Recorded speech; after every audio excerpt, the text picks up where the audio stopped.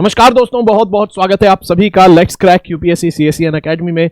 मैं हूं आपका दोस्त सुमित और दोस्तों यहां पर हमारी जो सबसे इंपॉर्टेंट सीरीज इस पूरे चैनल पर चल रही है और यूपीएससी की एग्जाम की 2024 की जो तैयारी है उसमें देखेंगे क्रैश कोर्स जो यहां पर लॉन्च किया गया है सभी इंपॉर्टेंट सब्जेक्ट्स को कवर करती हुई ये एक सीरीज मिलेगी जो कि क्रैश कोर्स के रूप में आपको यहां पर तैयारी करवा रही है 2024 के एग्जाम के लिए, यूपीएससी के लिए, जिसका नाम है उम्मीद। और मेरे साथ आप यहां पर हिस्ट्री के लेक्चर्स में बने हुए हैं। लास्ट क्लास में अगर आप जुड़े होंगे तो हमने स्टोन एज को कवर किया था और वो एक इंट्रोडक्टरी लेक्चर था जिसके अंदर हमने शुरुआत से बिल्कुल बेसिक से चीजों को उठाया था, बिल्कुल जीरो से पढ़ना शुरू करा था कि कैसे आखिर डेट्स समझी जाती हैं। हमने ये भी देखा था कि भारत में एग्जैक्ट डेट्स ना रखने के क्या नुकसान हुए और उसके अलावा कैसे हम डेट्स को देखते हैं, हिस्ट्री में कैसे इवेंट्स को कंपेयर करते हैं, कोई चीज कितनी पुरानी है ये चीजें हम जानते हैं और हमने डेट्स को समझा था। उसके बाद हम फिर आगे बढ़े थे स्टोन एज के, हमने बाकी अलग अलग फेजेस को समझा था। आखिर स्टोन एज क्या है, क्यों हम इसे स्टोन एज कहते हैं, उसके अलावा कितने फेजेस हैं स्टोन एज के, और हमने एक तरह से बिल्कुल शुरुआती दौर से हिस्ट्री को पढ़ना शुरू किया। हिस्ट्री का कैटेगराइजेशन भी हमने देखा था कि प्री हिस्ट्री क्या होती है, प्रोटो हिस्ट्री क्या होती है और हिस्ट्री क्या होती है।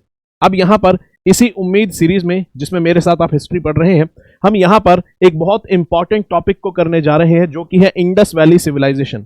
दोस्तों ये टॉपिक्स आप ये सोच के मत पढ़िए कि एग्जाम पॉइंट ऑफ व्यू से जरूरी है। एग्जाम पॉइंट ऑफ व्यू से जरूरी है, वो बात अच्छी है, लेकिन अगर आपको अपना इतिहास पता होगा, भारत का इतिहास अच्छे से पता होगा, वो इतिहास जो हमारे पास सबूतों के आधार पर मौजूद है, अगर आपको वो चीजें पता होंगी तो आप भारत को अच्छे से जान पाएंगे। और जब आप भारत को अच्छे से जान पाएंगे तभी आप एक फिट और बेटर कैंडिडेट बन पाएंगे यूपीएससी की प्रिपरेशन के लिए। क्योंकि यूपीएससी प्रिपरेशन के अंदर ठीक है आपको किताबी नॉलेज होना बहुत जरूरी है, बाकी चीजें, लेकिन जब आप सर्विस में जाते हैं तो आपकी पर्सनैलिटी जो है वो लीडरशिप का काम करती है एडमिनिस्ट्रेशन के अंदर, क्योंकि एग्जाम्पलरी पर्सनैलिटीज निकलती हैं ब्यूरोक्रेटिक ये जो पूरा इकोसिस्टम है इसमें से, और देश को कई प्रकार के लीडर्स यहां से मिले हैं। तो सोसाइटी के लिए, उसके अलावा एडमिनिस्ट्रेशन के लिए, सब जगह आपकी पर्सनैलिटी ऐसी होनी चाहिए जहां पर आप एक लीडर का काम करें। और ऐसे में आपको चीज़ों की क्लैरिटी के साथ नॉलेज होना ज़रूरी है, सिर्फ एग्जाम में पास होने के लिए ही नहीं, बल्कि अगर आपको हिस्ट्री एग्जैक्टली सही से पता होगी, आपका इंटरेस्ट होगा, भारत को अच्छे से जान पाएंगे, तभी आप चीज़ों को सही से रिप्रेजेंट कर पाएंगे। तो इसीलिए भी आपको ऐसे टॉपिक्स जो कि भारत के इतिहास से जुड़े हुए हैं, पता चलता है कि चीज़ें कहाँ से आती हैं, ये अगर आपको ऑब्जेक्टिवली सही से पता है तो आप क्लैरिटी के साथ अपनी पर्सनैलिटी को निखार पाएंगे, अपनी बात रख पाएंगे और कभी भी यहां पर आप देखेंगे तो एकदम पूरे तरीके से आप भारत को अच्छे से समझ पाएंगे। तो यहां पर अगर बात करें, आगे बढ़ते हैं इसके अंदर और इंडस वैली सिविलाइजेशन को समझेंगे। अगर बात यहां पर करें, ये एक टाइमलाइन है आपके आगे और ये टाइमलाइन हर लेक्चर में आपको एग्जैक्टली ऐसे ही मिलेगी।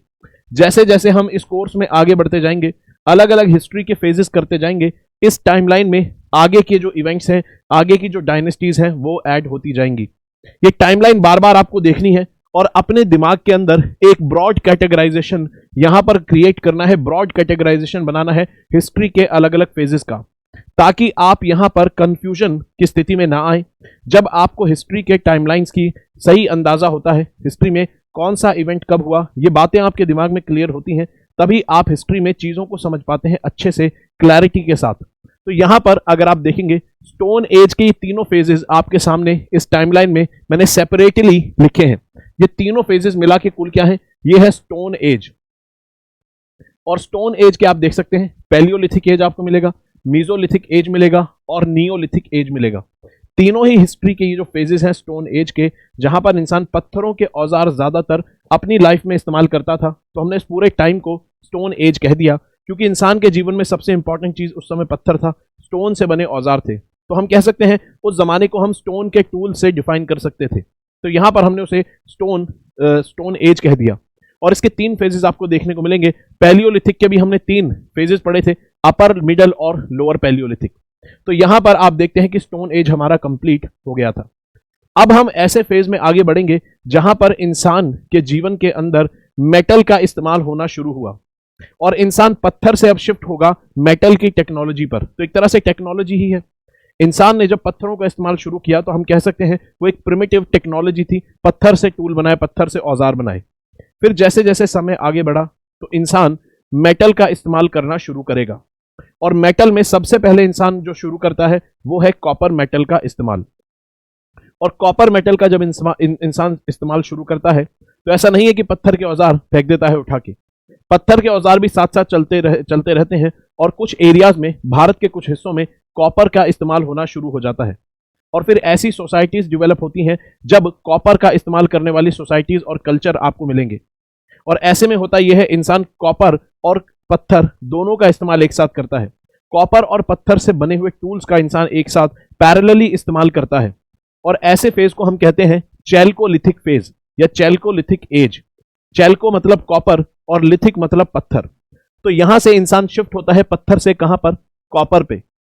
तो कॉपर पे इंसान शिफ्ट होता है और उसके औजार बनाना इस्तेमाल करता है। तो चैल्कोलिथिक फेज की शुरुआत होती है। फिर इंसान कॉपर के अंदर एक और यहां पर एलिमेंट ऐड कर देता है, टिन। तो इंसान कॉपर में जब टिन ऐड कर देता है तो फिर ब्रोंज बनता है और ब्रोंज का इस्तेमाल करने वाली सोसाइटीज सामने आती हैं। और ब्रोंज का इस्तेमाल करने वाली सोसाइटी कोई और नहीं बल्कि इंडस वैली सिविलाइजेशन होती है। तो स्टोन के बाद इंसान गया कॉपर पे, कॉपर से डेवलप हुआ ब्रोंज। अब यहां पर आप एक चीज देखेंगे, हम इन दो सिविलाइजेशंस को, इन दो सभ्यताओं को, इन दो सोसाइटीज को एक साथ पढ़ेंगे। हम इनको कंबाइंडली कहेंगे कि मेटल का इस्तेमाल करने वाली सोसाइटीज, जिसके अंदर हम कहेंगे कि पहले कॉपर का इस्तेमाल शुरू हुआ और उसके बाद फिर वहां से ब्रोंज का इस्तेमाल होना शुरू हो जाता है। और इनको हम पैरेलली पढ़ेंगे क्योंकि ये सोसाइटीज पैरेलली एक साथ एग्जिस्ट कर रही थी। जैसे फॉर एग्जांपल आज अगर हम बोले न्यूयॉर्क जैसी एक एडवांस सिटी, साथ में अफ्रीका का कोई गांव उठा लीजिए, बहुत ज्यादा प्रिमिटिव और ट्राइबल लोग वहां पर मिलेंगे, बहुत सिंपल लाइफ जी रहे हैं, कोई टेक्नोलॉजी वहां पर आपको ज्यादातर नहीं दिखेगी। ज्यादा से ज्यादा आपको फोन दिख जाएगा, स्मार्टफोन, क्योंकि अब हर जगह वो पहुंच चुका है, हो सकता है वो भी ना मिले। तो ये दो बहुत एडवांस और बहुत सिंपल सोसाइटी एक साथ एग्जिस्ट कर रही हैं। तो सेम उसी तरह से यहां पर भी आप देखेंगे, एक कॉपर का इस्तेमाल करने वाली सोसाइटी, एक ब्रोंज का इस्तेमाल करने वाली सोसाइटी, इंडस वैली सिविलाइजेशन, दोनों एक साथ समय में एग्जिस्ट करती हुई आपको नजर आएंगी। इसलिए हम इनको पैरेलली पढ़ते हैं, ठीक है। और यहां पर आपको चैल्कोलिथिक फेज में हो सकता है कभी कभी आपको यहां पर जैसे टाइमलाइन जो है थोड़ी सी ऊपर नीचे मिले। जैसे यहां पर इंडस वैली सिविलाइजेशन 3500 से 1500 बीसी लिखा है, चैल्कोलिथिक यानी कॉपर का इस्तेमाल करने वाली सिविलाइजेशन 3000 से 500 बीसी लिखा है। अब यहां पर लॉजिक कहता है अगर पहले कॉपर का इस्तेमाल शुरू हुआ है तो कॉपर वाली सोसाइटीज जो है हो सकता है पहले डेवलप हुई हो, या कॉपर का इस्तेमाल होना शुरू हो गया लेकिन सोसाइटीज जो है वो ब्रोंज के साथ साथ ही डेवलप हुई हो, यह भी हो सकता है। कॉपर एज ए मेटल हो सकता है जल्दी शुरू हो गया, क्योंकि जाहिर सी बात है पहला मेटल है तो जल्दी ही शुरू होगा। तो कहीं कहीं पर आपको देखने को मिलेगा 3000 लिखा होगा, कहीं कहीं पर हो सकता है आपको 4000 बीसी लिखा हो। लेकिन एक बात तो पक्की है कि ब्रोंज से पहले कॉपर का इस्तेमाल हुआ, तो चैल्कोलिथिक फेज आपको कॉपर, जो चैल्कोलिथिक फेज है कॉपर वाला फेज, वो ब्रोंज से पहले ही आएगा। अब हो सकता है 400-500 साल पहले आया हो, लेकिन यहां पर आपको कहीं कहीं पर टाइमलाइन में थोड़ी सी इनकंसिस्टेंसी देखने को मिल सकती है। अलग अलग इंटरनेट पे भी सर्च करेंगे, अलग अलग बुक्स में, तो इससे घबराएंगे नहीं। एक सिंपल चीज याद रखेंगे, कॉपर पहले आया और फिर ब्रोंज की सोसाइटी आएगी और फिर ये एक साथ पैरेलली एग्जिस्ट करेंगी और इनमें बहुत ज्यादा डिफरेंस नहीं होगा इनके एग्जिस्टेंस में, इनकी शुरुआत कब हुई, ठीक है। 500-1000 साल का डिफरेंस होगा, उसके बाद फिर दूसरी सोसाइटी आ जाएगी। कहीं कहीं पे 200-300 साल का भी डिफरेंस दिखाएगा, लेकिन लॉजिक जो कहता है कि कॉपर वाली सोसाइटीज पहले आई, फिर ब्रोंज वाली आई और दोनों एक साथ एग्जिस्ट कर रही थी, और इसीलिए हम इन दोनों को एक साथ डील करेंगे। तो आज की जो हमारी शुरुआत होगी लेक्चर की, इसके अंदर हम स्टोन एज को कंप्लीट कर चुके हैं। अब हम शिफ्ट करेंगे चैल्कोलिथिक फेज की तरफ, और चैल्कोलिथिक फेज के साथ हम इंडस वैली सिविलाइजेशन को पढ़ेंगे उसके बाद, और फिर हम ये भी देखेंगे कि किस तरह से पैरेलली एग्जिस्ट कर रही थी, वो भी आपका डाउट यहां पर क्लियर होगा, ठीक है। चलिए, तो इतना आप समझ चुके हैं कि आज हम क्या करने वाले हैं। उससे पहले, आगे बढ़ने से पहले मेरी कोशिश हर क्लास में ये रहेगी कि क्योंकि आपकी कंटिन्यूटी बनी रहे, लास्ट लेक्चर में हमने जो भी पढ़ा है उसको आप थोड़ा सा टेस्ट कर पाए क्विज के फॉर्मेट में। तो यहां पर एक छोटा सा क्विज 3 से 5 क्वेश्चन का हम देख लिया करेंगे। जैसे पहला क्वेश्चन कहता है कि स्टोन एज पर आधारित ये क्वेश्चन है, क्योंकि स्टोन एज हमने लास्ट क्लास में पढ़ा था। तो यहां पर बताएंगे, कहता है कि pre historic painting started in which of the following stone age the phase of stone age. Stone age के कौन से फेज में आपको प्री हिस्टोरिक पेंटिंग्स शुरू होती हुई नजर आती हैं, ठीक है। बताएंगे स्टोन एज के कौन से फेज के अंदर, क्या मेसोलिथिक फेज में शुरू हुई, क्या पैलियोलिथिक फेज में शुरू हुई, या फिर नियोलिथिक फेज में पेंटिंग्स बननी शुरू होती हैं। तो इसका एग्जाम्पल है भीमबेटका की गुफाएं। भीमबेटका की जो गुफाएं हैं वो अपर पैलियोलिथिक जमाने की पेंटिंग्स आपको दिखाती हैं कि इंसान ने जो शुरुआती फेज था स्टोन एज का, उसके एडवांस पार्ट यानी कि उसके अपर पैलियोलिथिक जो उसका लेटेस्ट फेज है, उसके अंदर इंसान ने पेंटिंग्स बनानी शुरू कर दी थी गुफाओं की दीवारों पर। और दीवारों पर बनने वाली पेंटिंग्स को हम मुरल पेंटिंग्स कहते हैं, जिसमें ओकरे यानी कि जो रेड कलर होता है मिनरल से बना हुआ, आयरन और उसके ऑक्साइड से वो कलर बनता है, उससे पेंटिंग बनाई है सिंपल सिंपल। भीमबेटका की गुफाओं में वो पेंटिंग्स आपको मिल जाती है और इन पेंटिंग्स को हम पेट्रोग्लिफ्स भी कहते हैं, पेट्रोग्लिफ्स भी कहते हैं। तो अपर पैलियोलिथिक जमाने की पेंटिंग्स आपको मिलती है। उसके अलावा कहता है स्टोन एज में पल्लावरम हैंड एक्स किसने डिस्कवर किया था? Pallavaram hand axe, hand axe क्या है? हैंड एक एक्स एक सिंपल स्टोन का टूल है। इंसान जब पत्थरों के औजार शुरुआत करी थी, इंसान ने पत्थरों के औजार को यूज करना, तब सबसे सिंपल जो टूल था वो था हैंड एक्स, यानी कि पत्थर को इस तरह की आकृति दे दी जाती थी, ठीक है, इस तरह की जैसे पान का पत्ता होता है, फिर ऊपर से पकड़ के इसको काम में लिया जाता था, एजेस शार्प कर दिए जाते थे, राउंड बड़े और थोड़े इरेगुलर शेप के औजार उस समय होते थे। तो ये पल्लावरम हैंड एक्स उसी का एग्जांपल है, सबसे सिंपलेस्ट स्टोन टूल का, और ये इसको डिस्कवर किया था रॉबर्ट ब्रूस फूट ने, ठीक है। और पल्लावरम हैंड एक्स एक पैलियोलिथिक जमाने का औजार है, यानी कि स्टोन एज के शुरुआती फेज का जो समय है उसका औजार है, और इसको रॉबर्ट ब्रूस फूट ने मद्रास के पास पल्लावरम में डिस्कवर किया था, जिससे पता चलता है कि भारत के अंदर पैलियोलिथिक जमाने से आपको इंसानों की सेटलमेंट देखने को मिलती है, ठीक है, इंसान के सबूत आपको मिलते हैं। उसके अलावा यहां पर कहता है कि बताएंगे दाओजाली हार्डिंग जो है ये नॉर्थ ईस्ट में एक साइट आपको मिलेगी, नॉर्थ ईस्ट भारत में एक साइट आपको मिलती है दाओजाली हार्डिंग। बताएंगे ये कौन से फेज की साइट है, स्टोन एज का कौन सा फेज है जिसके अंदर आपको ये साइट मिलेगी, और ये आपको एनसीईआरटी का क्वेश्चन देखने को मिलेगा छठी क्लास से। तो छठी क्लास की एनसीईआरटी है, 7th क्लास की एनसीईआरटी, उनको भी हम इंक्लूडेड इन लेक्चर्स में करते हुए चलेंगे। बहुत सारी इंफॉर्मेशन दोस्तों ऐसी होती है जो कि आपको 11th 12th की एनसीईआरटी में भी नहीं मिलेगी। रेफरेंस बुक्स आप कई बार पढ़ लेंगे, वहां पर भी वो इंफॉर्मेशन नहीं होती है। वो कहां होती है? वो छठी, 8वीं और 7वीं की एनसीईआरटीज में होती है। इसलिए एनसीईआरटी कोर्स भी यहां पर लॉन्च किया गया है और उसमें हम चीजों को पढ़ रहे हैं। आप मेरे साथ उस कोर्स में भी जुड़ सकते हैं, जिसकी जानकारी मैं यहां पर अभी थोड़ी देर में आपको दूंगा।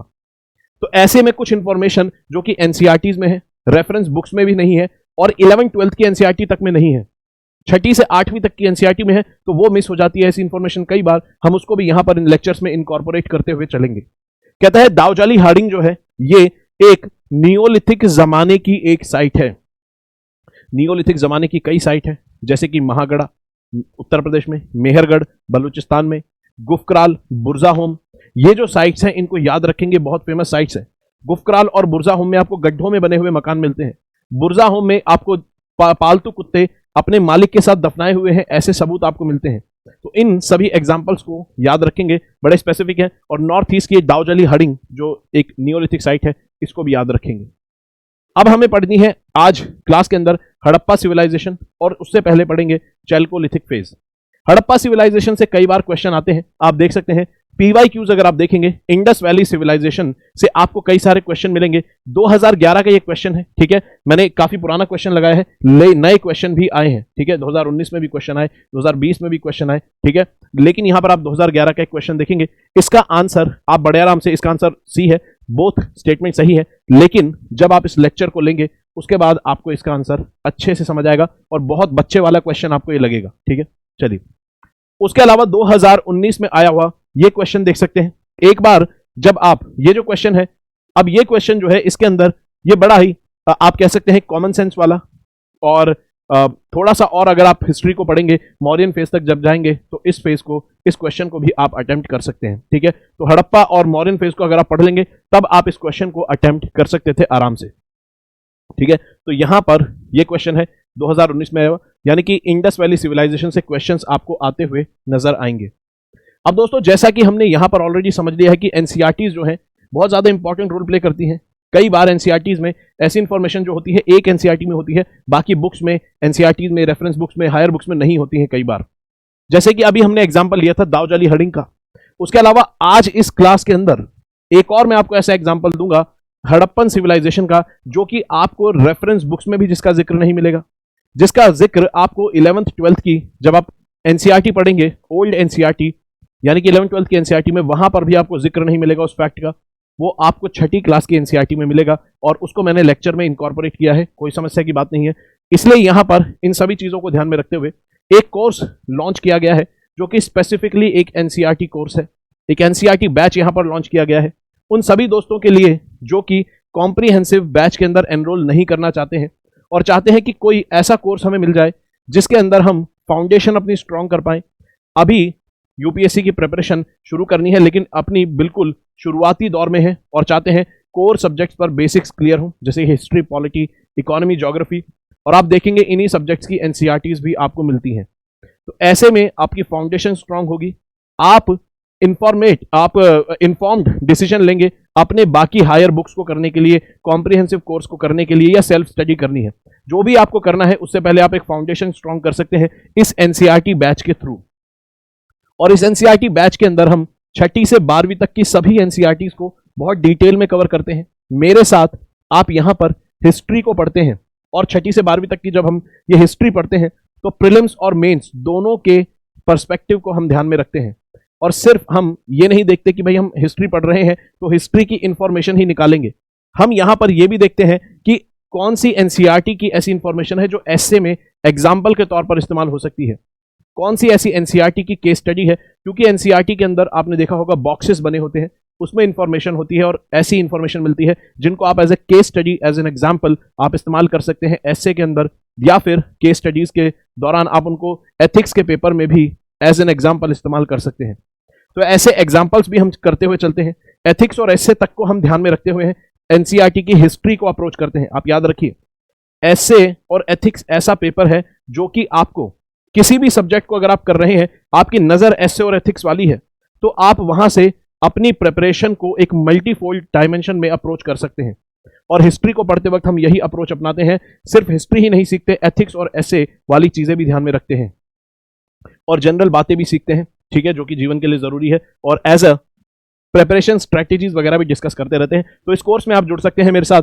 जो भी बच्चे अर्ली स्टार्ट में है, प्रिपरेशन फेज में, कॉलेज में है, फर्स्ट ईयर में है, या फिर प्रिपरेशन शुरू करने की सोच रहे हैं, हिम्मत नहीं आ रही है, इस बैच में आप एक बार आके देखिए, आपकी यहां पर जब फाउंडेशन बनेगी आपको मजा आएगा। और यहां पर आपको कोड लगाना होगा SMK लाइव, और ये एक बहुत ही अफोर्डेबल प्राइस रेंज में रखा गया कोर्स है, सिर्फ 2999 में आपको मिलेगा अगर आप कोड लगाएंगे SMK live. SMK live code लगाते ही बहुत ही ज्यादा अफोर्डेबल प्राइस में आपको मिलता है ये कोर्स, और इस कोर्स के दौरान आप सारे कोर सब्जेक्ट्स पर कमांड बनाने की आपको मौका मिलेगा। बाकी टॉप एजुकेटर्स आपको ज्योग्राफी, पॉलिटी, इकोनॉमी भी पढ़ाएंगे, ठीक है। चलिए, तो यहां पर कोड लगाना नहीं भूलेंगे, SMK लाइव सिर्फ 2999 बहुत अफोर्डेबल प्राइस रेंज में मिलेगा। उसके अलावा जो भी कॉम्प्रिहेंसिव बैचेस में एनरोल करना चाहते हैं दोस्त, उनके लिए 50% डिस्काउंट अभी चल रहा है सभी कॉम्प्रिहेंसिव बैचेस पर, जिसके अंदर आपको 1-on-1 मेंटोरशिप मिलती है, कंप्लीट कोर्सेज मिलते हैं, GS CSET ऑप्शनल के, प्रीलिम्स और मेंस की टेस्ट सीरीज का एक्सेस मिलता है, साथ में आपको 6 महीने एक्स्ट्रा मिलते हैं आपके कोर्स वैलिडिटी में। यहां पर भी आपको कोड लगाना होगा SMK लाइव, ठीक है। चलिए, इसके अलावा बाइलिंगुअल बैच पर सेम ऑफर आपको चलता हुआ भी मिलेगा। उसके अलावा यहां पर इंग्लिश मीडियम का स्पेशली बैच लॉन्च किया गया है सरबंद महराज सर की गाइडेंस में। मीडियम ऑफ इंस्ट्रक्शन इंग्लिश होगा, साथ में कंटेंट भी आपको इंग्लिश में मिलेगा। यहां पर भी आपको कोड लगाना होगा SMK लाइव अगर आप इस बैच के अंदर जुड़ना चाहते हैं। कंप्लीट बैच है, सभी सब्जेक्ट्स की कॉम्प्रिहेंसिव कवरेज है, 1-on-1 मेंटोरशिप है, बेसिक से जीरो से आपको तैयार कराया जाएगा। यहां पर इस कोर्स में जुड़ने के लिए कोड लगाएंगे SMK लाइव। इंग्लिश मीडियम का बैच है, तो आप यहां पर जुड़ सकते हैं। अब यहां पर शुरुआत करते हैं, जैसा कि हमने समझा इस लेक्चर में हमें कैसे नेविगेट करना है। स्टोन एज से निकल के जाएंगे उस फेज में जब इंसान ने मेटल का इस्तेमाल करना शुरू किया, और जब इंसान ने मेटल का इस्तेमाल करना शुरू किया तो पहला मेटल था कॉपर, और कॉपर का जब इंसान ने इस्तेमाल शुरू करा तो वो पत्थर का भी इस्तेमाल कर रहा था।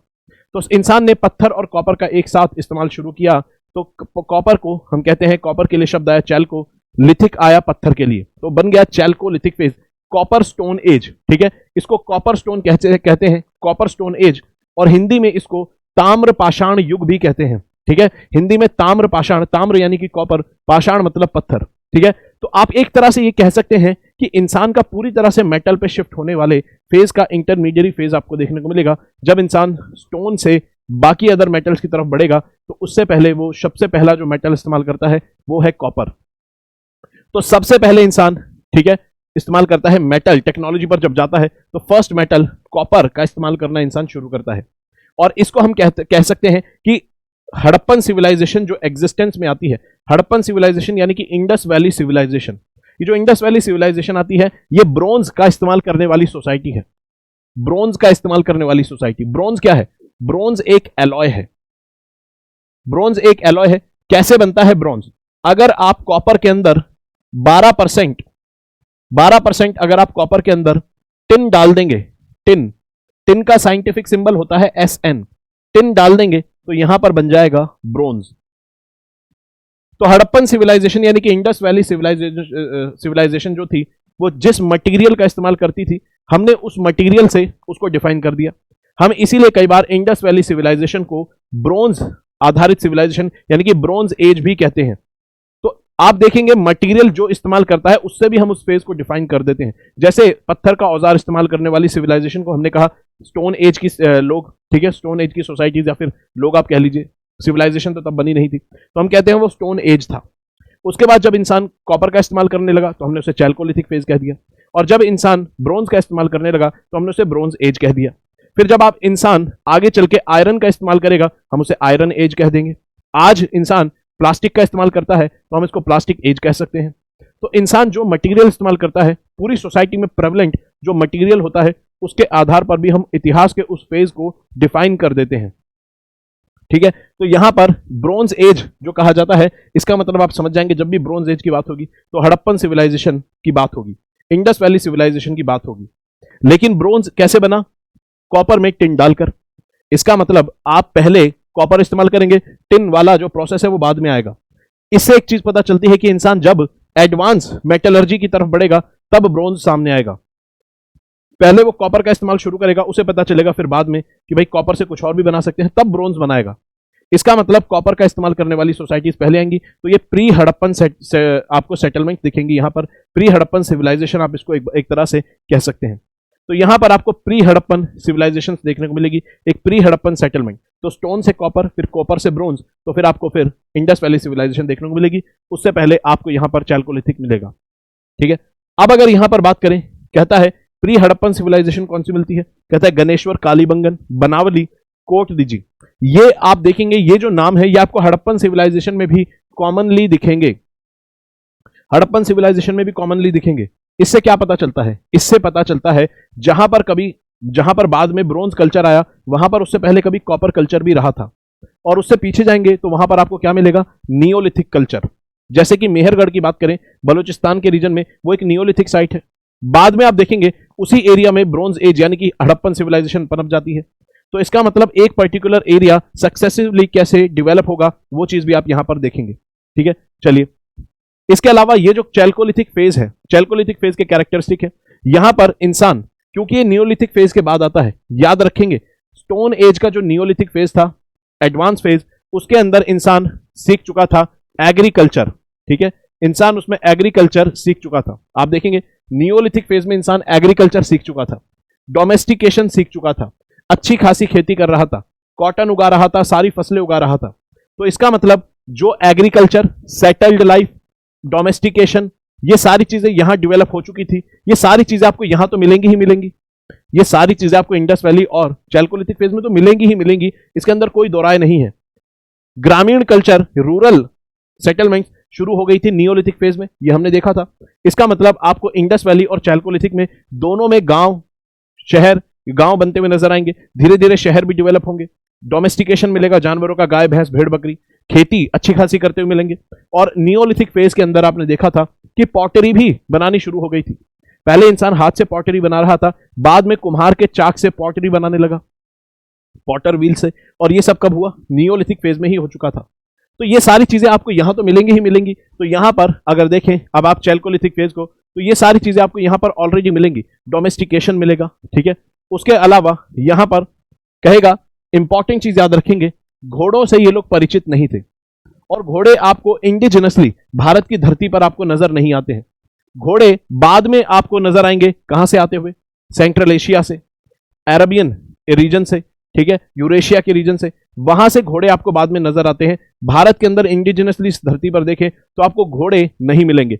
इसलिए हड़प्पन सिविलाइजेशन के लोग भी घोड़ों से परिचित नहीं थे, चैल्कोलिथिक फेज के लोग भी घोड़ों से परिचित नहीं थे, तो घोड़े आपको नहीं मिलेंगे। ठीक है, तो चैल्कोलिथिक फेज में आपको घोड़े यहां पर भी नहीं मिलते हैं, और ये घोड़े आपको हड़प्पन सिविलाइजेशन में भी देखेगा कि लोग घोड़े से परिचित नहीं थे।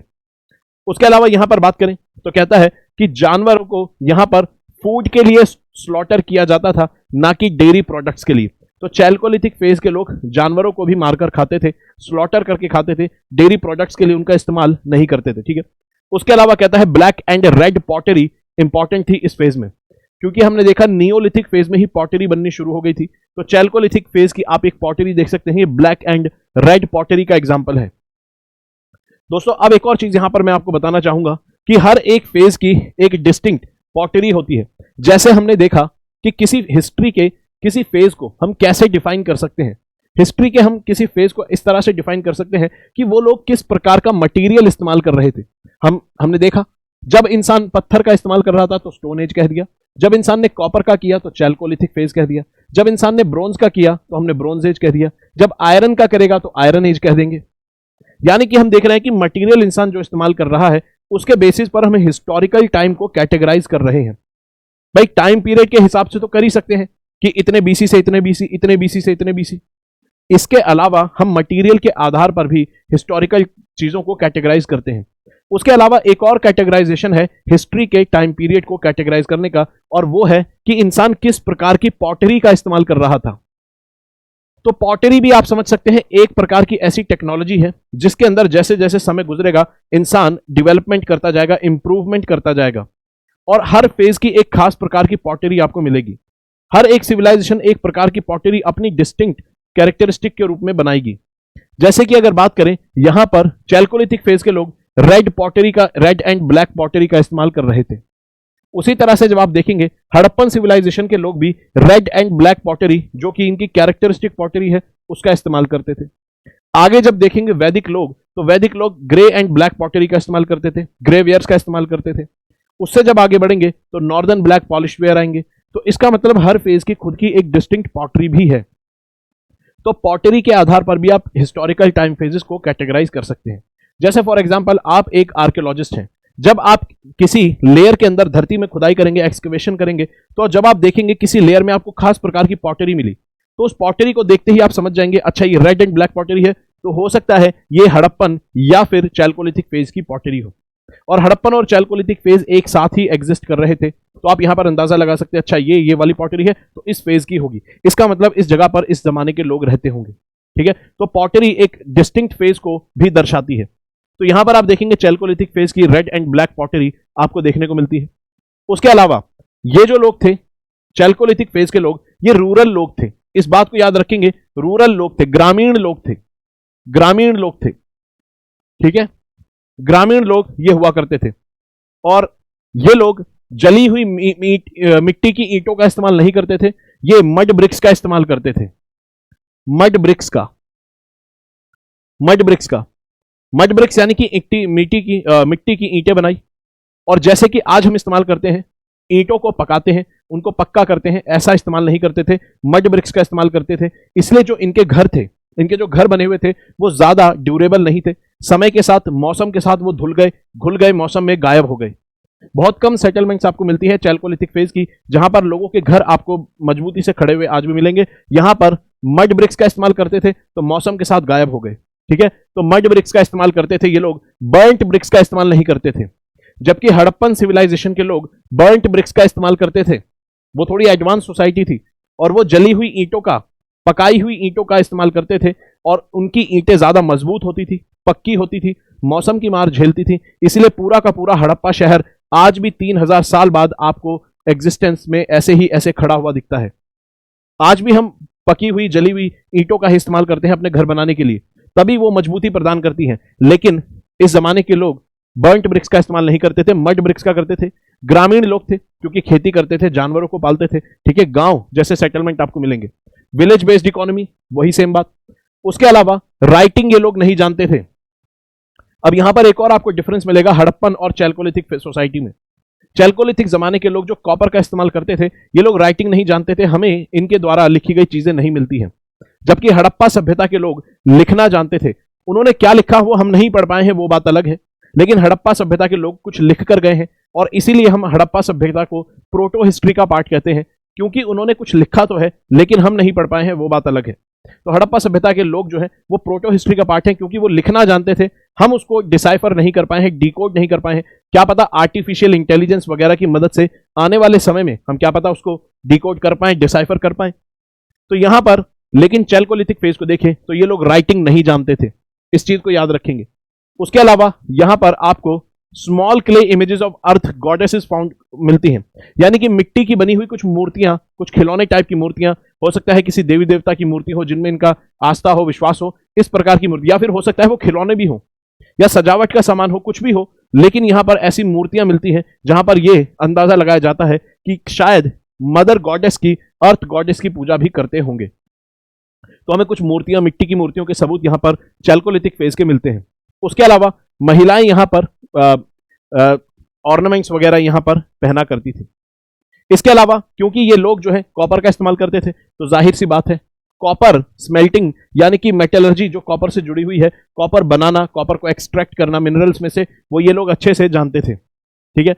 उसके अलावा ये लोग बीड मैन्युफैक्चरिंग करते थे, किसकी? सेमी प्रेशियस स्टोन की, जैसे carnelian, steatite and quartz crystal, यानी कि जो पत्थर होते हैं, जो इंपॉर्टेंट पत्थर होते हैं जिनसे गहने वगैरह में इस्तेमाल होते हैं, उनका ये लोग उससे बीड्स यानी कि मोती बनाया करते थे, ऑर्नामेंट्स अपने गहने वगैरह बनाने के लिए इस्तेमाल करते थे, ज्वेलरी वगैरह के लिए।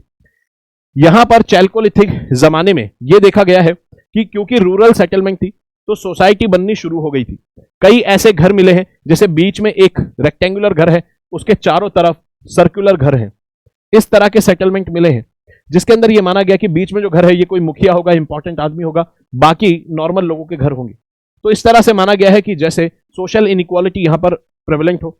उसके अलावा सोशल इनइक्वालिटी का एग्जांपल ऐसे भी देखने को मिलता है कि जब कब्र खोदी गई, ठीक है, जब कब्र खोदी गई इस जमाने की, तो वहां पर कुछ लोगों की कब्रों में कॉपर के बहुत सारे बर्तन, औजार ये सब मिले कि भाई अगली लाइफ में, अगले जन्म में काम आएगा। लेकिन कुछ लोगों के कब्रों के अंदर ऐसे औजार ज्यादा नहीं मिले या बहुत कम कॉपर के बर्तन, इंप्लीमेंट्स मिले हैं। तो इससे पता चलता है कि जिन लोगों के पास कॉपर के बर्तन ज्यादा मिले हैं, उनकी कब्रों के अंदर कॉपर के औजार, इसका मतलब वो लोग वेल ऑफ थे, और जिनके में नहीं मिले वहां पर वो लोग थोड़े गरीब थे, यानी कि सोशल इनइक्वालिटी आपको मिलती है। दूसरी चीज, यहां पर इन्फेंट मोर्टेलिटी हाई है। क्यों? क्योंकि बच्चों की कब्रें काफी ज्यादा मिली है, बच्चों की कब्रें काफी ज्यादा मिली है, इससे पता चलता है इन्फेंट मोर्टेलिटी यानी कि छोटे बच्चों की मृत्यु दर काफी ज्यादा इस जमाने में आपको देखने को मिलती है। उसके अलावा अगर बात करें इस जमाने के अंदर सेटलमेंट आखिर कहां कहां पर था, कहां कहां पर यह कल्चर डेवलप हुआ, उसको देखते हैं। यह कल्चर आपको देखने को मिलेगा राजस्थान के अंदर, बनास वैली के अंदर। और याद रखेंगे हम कह रहे हैं कि यह क्या है? Culture, Chalcolithic culture. मैंने सिविलाइजेशन का इस्तेमाल नहीं किया है शब्द का, चैल्कोलिथिक कल्चर हमने बोला। तो यहां पर अगर बात करें, ये चैल्कोलिथिक कल्चर आपको मिलेगा बनास वैली राजस्थान में। आहार कल्चर मिलेगा, गिलुंद कल्चर, कल्चर मतलब जहां पर ये लोग, कुछ सेटलमेंट्स यहां पर मिली हैं, लोग रह रहे हैं, कुछ स्पेसिफिक चीजें हमें लोगों की यहां पर नजर आती हैं। तो यहां पर अगर बात करें, आहार कल्चर मिलता है, गिलुंद कल्चर मिलता है, नेवासा कल्चर, जोरवे कल्चर कहां मिलता है आपको? ये आपको महाराष्ट्र के रीजन में मिलता है। नवदतोली आपको महाराष्ट्र में मिलता है। Nevasa Jorwe culture non Harappan culture है। आहार गिलुंद बनास वैली में राजस्थान में आपको देखने को मिलता है। दाइमाबाद ये भी आपको महाराष्ट्र के रीजन में देखने को मिलता है, ठीक है। और दाइमाबाद, और इसके बाद अगर बात करें इनाम गांव, ये भी महाराष्ट्र में देखने को मिलता है। दाइमाबाद और इनाम गांव जो है ये वो साइट है, दाइमाबाद और इनाम गांव वो चैल्कोलिथिक साइट है जो कि नियर अर्बनाइजेशन पहुंच गई थी, यानी कि ये काफी ज्यादा इंपॉर्टेंट चैल्कोलिथिक साइट्स हैं। यहां पर अगर बात करें, कहता है याद रखेंगे दाइमाबाद और इनाम गांव, पेपर में पूछ लेगा Daimabad and Inamgaon are related to which of the following phases of history, ठीक है, या फिर इनके बारे में कुछ कैरेक्टरिस्टिक्स पूछ लेगा कि कॉपर फेज से जुड़ी हुई है। याद रखेंगे ये दो वो साइट्स हैं जो कि नियर अर्बनाइजेशन पहुंच गई थी, यानी कि कहीं कहीं पर डेवलपमेंट आपको यहां पर भी ऑब्वियस बात है, हर सोसाइटी डेवलप करती है। तो दाइमाबाद और इनाम गांव जो कि महाराष्ट्र रीजन में आपको देखने को मिलेंगे। उसके अलावा कायथा कल्चर आपको देखने को मिलेगा जो कि आपको मध्य प्रदेश के आसपास यहां पर देखने को मिलेगा, ये रहा कायथा कल्चर, ठीक है। इसके अलावा मालवा में भी आपको चैल्कोलिथिक साइट्स देखने को मिलती हैं। अब अगर आप यहां पर बात करें, इस मैप को अगर आप देखेंगे तो इसके अंदर आपको चैल्कोलिथिक कल्चर देखने को मिलता है, और साफ साफ आपको यहां पर देखने को मिलता है कि Harappan civilisation, Indus valley civilisation यहां पर एग्जिस्ट कर रही है। इंडस वैली सिविलाइजेशन अभी अपने शुरुआती दौर में है, अभी ये फैलेगी और फैल के यहां तक इस तरह से आएगी। इस रीजन तक अभी फैली नहीं है इंडस वैली सिविलाइजेशन, मतलब फैलेगी।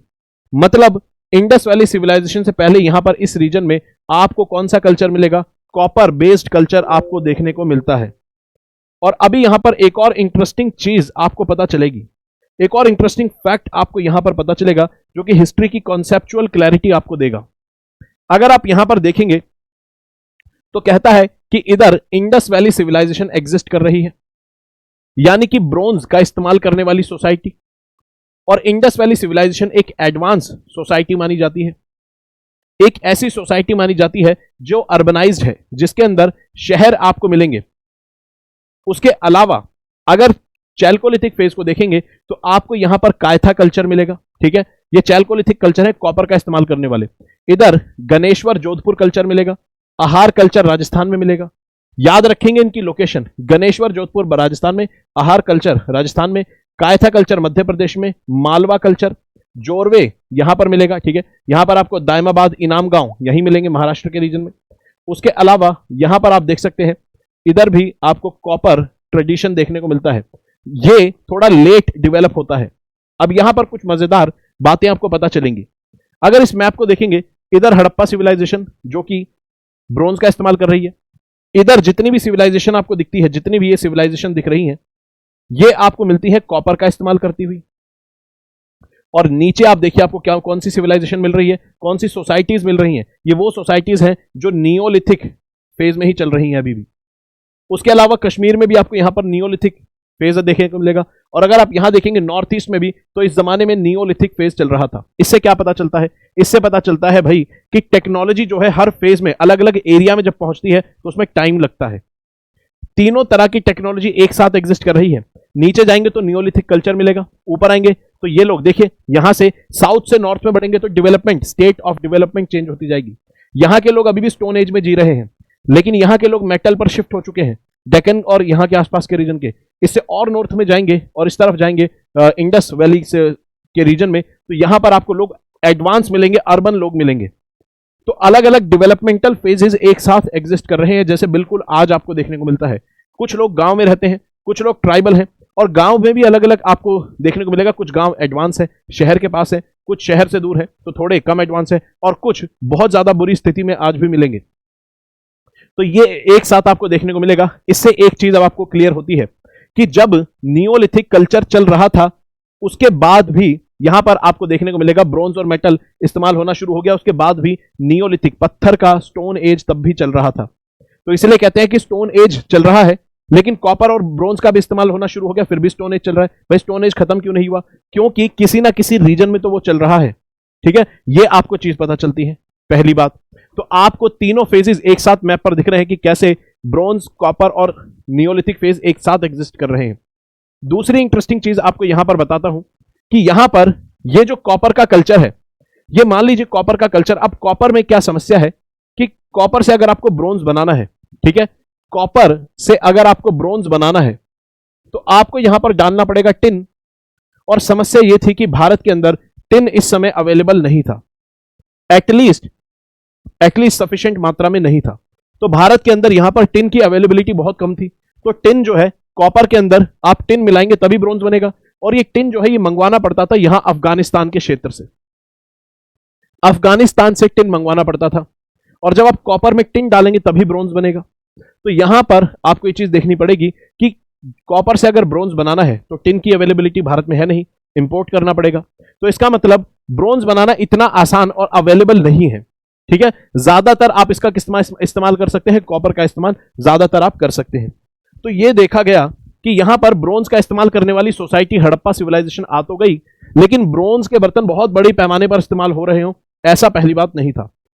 हड़प्पा सिविलाइजेशन ब्रोंज का इस्तेमाल करती थी, लेकिन बहुत बड़े पैमाने पर ब्रोंज का इस्तेमाल हो रहा हो ऐसा नहीं था। ठीक है, क्यों? क्योंकि टिन की अवेलेबिलिटी कम थी, पहली बात। दूसरी चीज, क्योंकि ब्रोंज से पहले इस्तेमाल हो रहा था कॉपर, ठीक है, और कॉपर के कल्चर यहां ऑलरेडी डेवलप हो चुके थे। ठीक है। लेकिन एक चीज ये देखी गई, किसी किसी जगहों पर कहीं कहीं पर सेटलमेंट नहीं था, वहां पर लोग जाकर बसे। यहां पर हड़प्पन सिविलाइजेशन शुरू हो चुकी है ब्रोंज का इस्तेमाल करने वाली, यहां पर कॉपर के लोग हैं। अब मान लीजिए ये जो एरिया है ये खाली था, यहां कोई नहीं रहता था।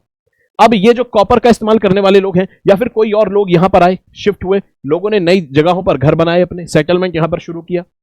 अब आप देखिए यहां पर हड़प्पा सिविलाइजेशन एग्जिस्ट कर रही है, ब्रोंज वाली, इधर कॉपर वाले लोग हैं। यहां एक नई नई सोसाइटी की शुरुआत हुई, लोगों ने नए मकान खरीदे, प्लॉट खरीदे, यहां पर गए कॉन्ट्रैक्टर वगैरह, इन्होंने यहां पर रहना शुरू किया।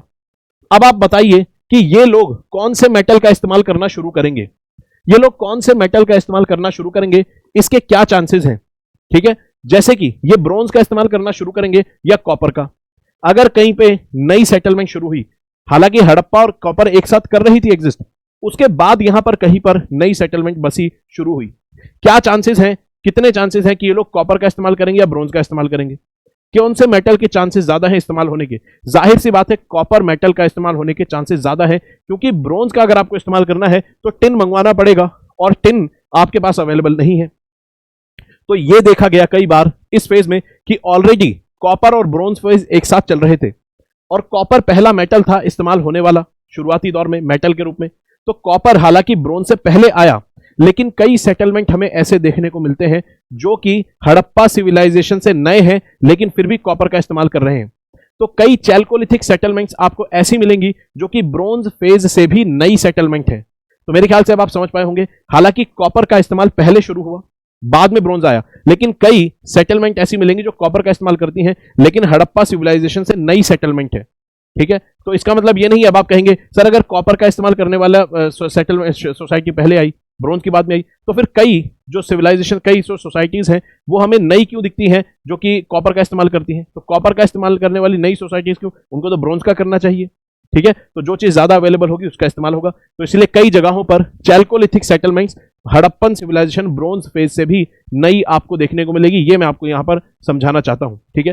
तो कई जो लोग हैं यहां से माइग्रेट करके अलग अलग जगहों पर जाकर नई जगहों पर सेटल हुए और इन्होंने कॉपर का ही इस्तेमाल करना शुरू किया, क्योंकि कॉपर ज्यादा कन्वीनियंट था यूज करने में, क्योंकि उसको बनाना उससे ब्रोंज बनाना इतना कन्वीनियंट नहीं था, टिन की अवेलेबिलिटी नहीं थी, ठीक है। तो यहां पर आप देखेंगे आपके दो डाउट पूरे हुए। पहली बात, हड़प्पा, चैल्कोलिथिक, नियोलिथिक तीनों फेज एक साथ एग्जिस्ट कर रहे हैं, तो आपको समझ आता है स्टोन एज क्यों एंड तक बहुत लंबे समय तक चलता है। हड़प्पन सिविलाइजेशन के साथ साथ भी स्टोन एज चल कैसे रहा है, पैरेलली चल रहा है, दिख गया आपको।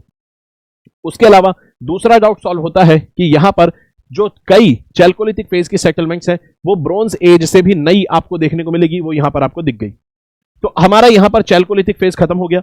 अब यहां पर आप देखिए, आपको याद क्या रखना है, आपको मैप पर ये सारी चैल्कोलिथिक कल्चर याद होने चाहिए, कौन सा कहां पर है, गणेश्वर जोधपुर, ठीक है, गणेश्वर जोधपुर आपको पता होना चाहिए। साथ में आहार culture, Kayatha culture, Malwa culture, Kayatha के साथ साथ एरन कल्चर भी आपको मिल जाएगा, ठीक है, जोरवे और यहां पर दायमाबाद, इनाम गांव आपको सेटलमेंट मिलेगी।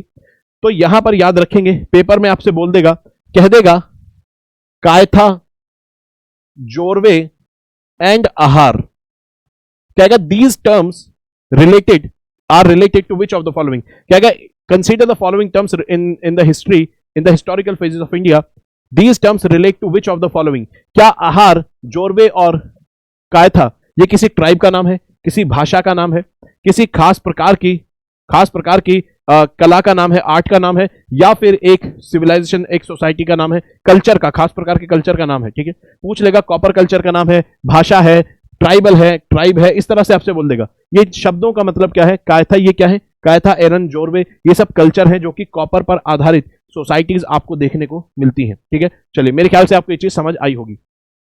तो कीवर्ड्स को याद रखेंगे, पेपर में आपसे पूछ लेगा, या फिर आपसे बोल देगा विच of the following is a copper based culture या फिर चैल्कोलिथिक कल्चर। तो यहां पर आपको नाम उसके 100% पता होने चाहिए, ठीक है, क्योंकि पेपर में बार बार हड़प्पा सिविलाइजेशन बना बना के क्वेश्चन नहीं पूछेगा, उसके आसपास की चीजों में भी आपसे कभी चीजें पूछ सकता है। अब अगर यहां पर बात करें इंडस वैली सिविलाइजेशन में, हम ऑफिशियली एंट्री ले रहे हैं क्योंकि कॉपर का इस्तेमाल हमने देख लिया, साथ में अब हमें यह भी पता लग गया कॉपर के साथ साथ हड़प्पा सिविलाइजेशन चल रही थी, ठीक है, और उसको अभी हम यहां पर देखेंगे। अगर यहां पर बात करें हड़प्पा सिविलाइजेशन में, टाइम पीरियड आपको दिख रहा है 3200 से 1300 बीसी। मैंने आपको टाइम पीरियड लिखकर जो बताया है 3500 से 1500 बीसी बताया है, ठीक है, आप इसी को स्टैंडर्ड मानकर चलेंगे, इसी को स्टैंडर्ड मानकर चलेंगे। कहीं पर नया टाइम पीरियड देख लिया हड़प्पा सिविलाइजेशन का, तो ऐसा नहीं है कि उसको चेंज कर देंगे। ठीक है, ये 100-200 साल का, 100-200-300 साल का जो ऊपर नीचे है इसमें चलता है। ठीक है, क्योंकि जो आर्कियोलॉजिस्ट है उनको भी नहीं पता कि एग्जैक्ट कितना है, वो सब भी अंदाजे लगाते हैं। और ये जो टाइम पीरियड है ये डायनामिक है, जैसे जैसे खोज होती जाएगी चीजों की, ये टाइम पीरियड भी पीछे खिसकता जाएगा। अभी हमारा अंदाजा है कि 3500 या 3200 तक हड़प्पा सिविलाइजेशन एग्जिस्ट कर रही थी। मान लीजिए कोई ऐसी साइट मिल जाए जो 5500 बीसी पुरानी चीज दिखा दे, हड़प्पन सिविलाइजेशन से जुड़ी हुई, तो फिर उस दिन सब आर्कियोलॉजिस्ट बैठेंगे और कहेंगे कि ये हड़प्पा सिविलाइजेशन की चीज है और ये 5500 बीसी की है। तो आज से वो कह देंगे कि 5500 बीसी से हड़प्पा सिविलाइजेशन एग्जिस्ट कर रही थी। तो ये भी डायनामिक चीजें हैं, खोज चल रही है इन पर, जैसे जैसे चीजें मिलती जाएंगी टाइम पीरियड भी चेंज होते रहते हैं। तो यहां पर याद रखेंगे, स्टैंडर्ड जो मानेंगे 3500 से 1500 बीसी मानेंगे, और कहीं पे 100-200 साल ऊपर नीचे हो तो घबराएंगे नहीं, कोई भी समस्या यहां पर नहीं है। ठीक है, 3500 से 1500 बीसी हड़प्पा सिविलाइजेशन को देखेंगे। मैप पर अगर हड़प्पा सिविलाइजेशन को देखेंगे तो आपको देखने को मिलेगा हड़प्पा सिविलाइजेशन एक बहुत बड़े रीजन में फैली हुई है। यहां पर पूरा गुजरात कवर करती है, इधर से पाकिस्तान के बलोचिस्तान से, इधर से कश्मीर और इधर से यूपी तक आती है, यमुना नदी के पास तक आती है, यूपी हरियाणा पंजाब पूरा। तो आप देख सकते हैं हिस्टोरिकली पंजाब हरियाणा दिल्ली, ठीक है, सारा एरिया, और यूपी का वेस्टर्न पार्ट, हिस्टोरिकली कितना ज्यादा पुराना जमाना, कितना ज्यादा पुराना ये एरिया है। और यहां पर सेटलमेंट, इंसानों के रहने के सबूत, सभ्यताएं किस तरीके से, कितने एक बहुत बड़े पुराने लंबे समय से यहां पर आपको ट्रेस देखने को मिलेंगे। गुजरात के इस रीजन तक सारा ये कितना हिस्टोरिकल रीजन है, आप इससे अंदाजा लगाइए। ठीक है, और इस मैप पर जितनी हिस्टोरिकल हड़प्पा की साइट है इन पर आपकी नजर होनी चाहिए। पेपर में क्वेश्चन पूछ लेता है, जैसे पेपर के अंदर पूछ चुका है इन पर मोहनजोदाड़ो, कोट दिजी, चन्हुदाड़ो, इन पर क्वेश्चन पूछ चुका है। तो आपको ये चन्हुदाड़ो, ठीक है, अमरी, अल्हादीनो, मोहनजोदाड़ो, कोट दिजी, एटलीस्ट आपको इन लोकेशंस की थोड़ी थोड़ी जानकारी होनी चाहिए। गनेरी वाला, ठीक है, ये सारी चीजों की थोड़ी थोड़ी जानकारी इस मैप पर आपकी होनी चाहिए। ये भी आपको मैप देखने को मिलेगा, हड़प्पा सभ्यता की इंपॉर्टेंट साइट्स बताता है। ठीक है, चलिए, तो यहां पर अगर आप देखेंगे हड़प्पा सभ्यता की साइट है, मैप पर इस तरह से इंडस वैली सिविलाइजेशन दिखती है। लास्ट क्लास में एक स्टूडेंट का डाउट था कि यहां पर हड़प्पा सिविलाइजेशन का टाइम पीरियड एनसीईआरटी में 2600 से 1900 बीसी लिखा है। तो दोस्तों, वो हड़प्पा सिविलाइजेशन का पूरा टाइम पीरियड नहीं है, वो उसके मैच्योर फेज का टाइम पीरियड था। और मैच्योर फेज हड़प्पा सभ्यता का वो फेज है जिस समय ये सोसाइटी अपने पीक पर थी।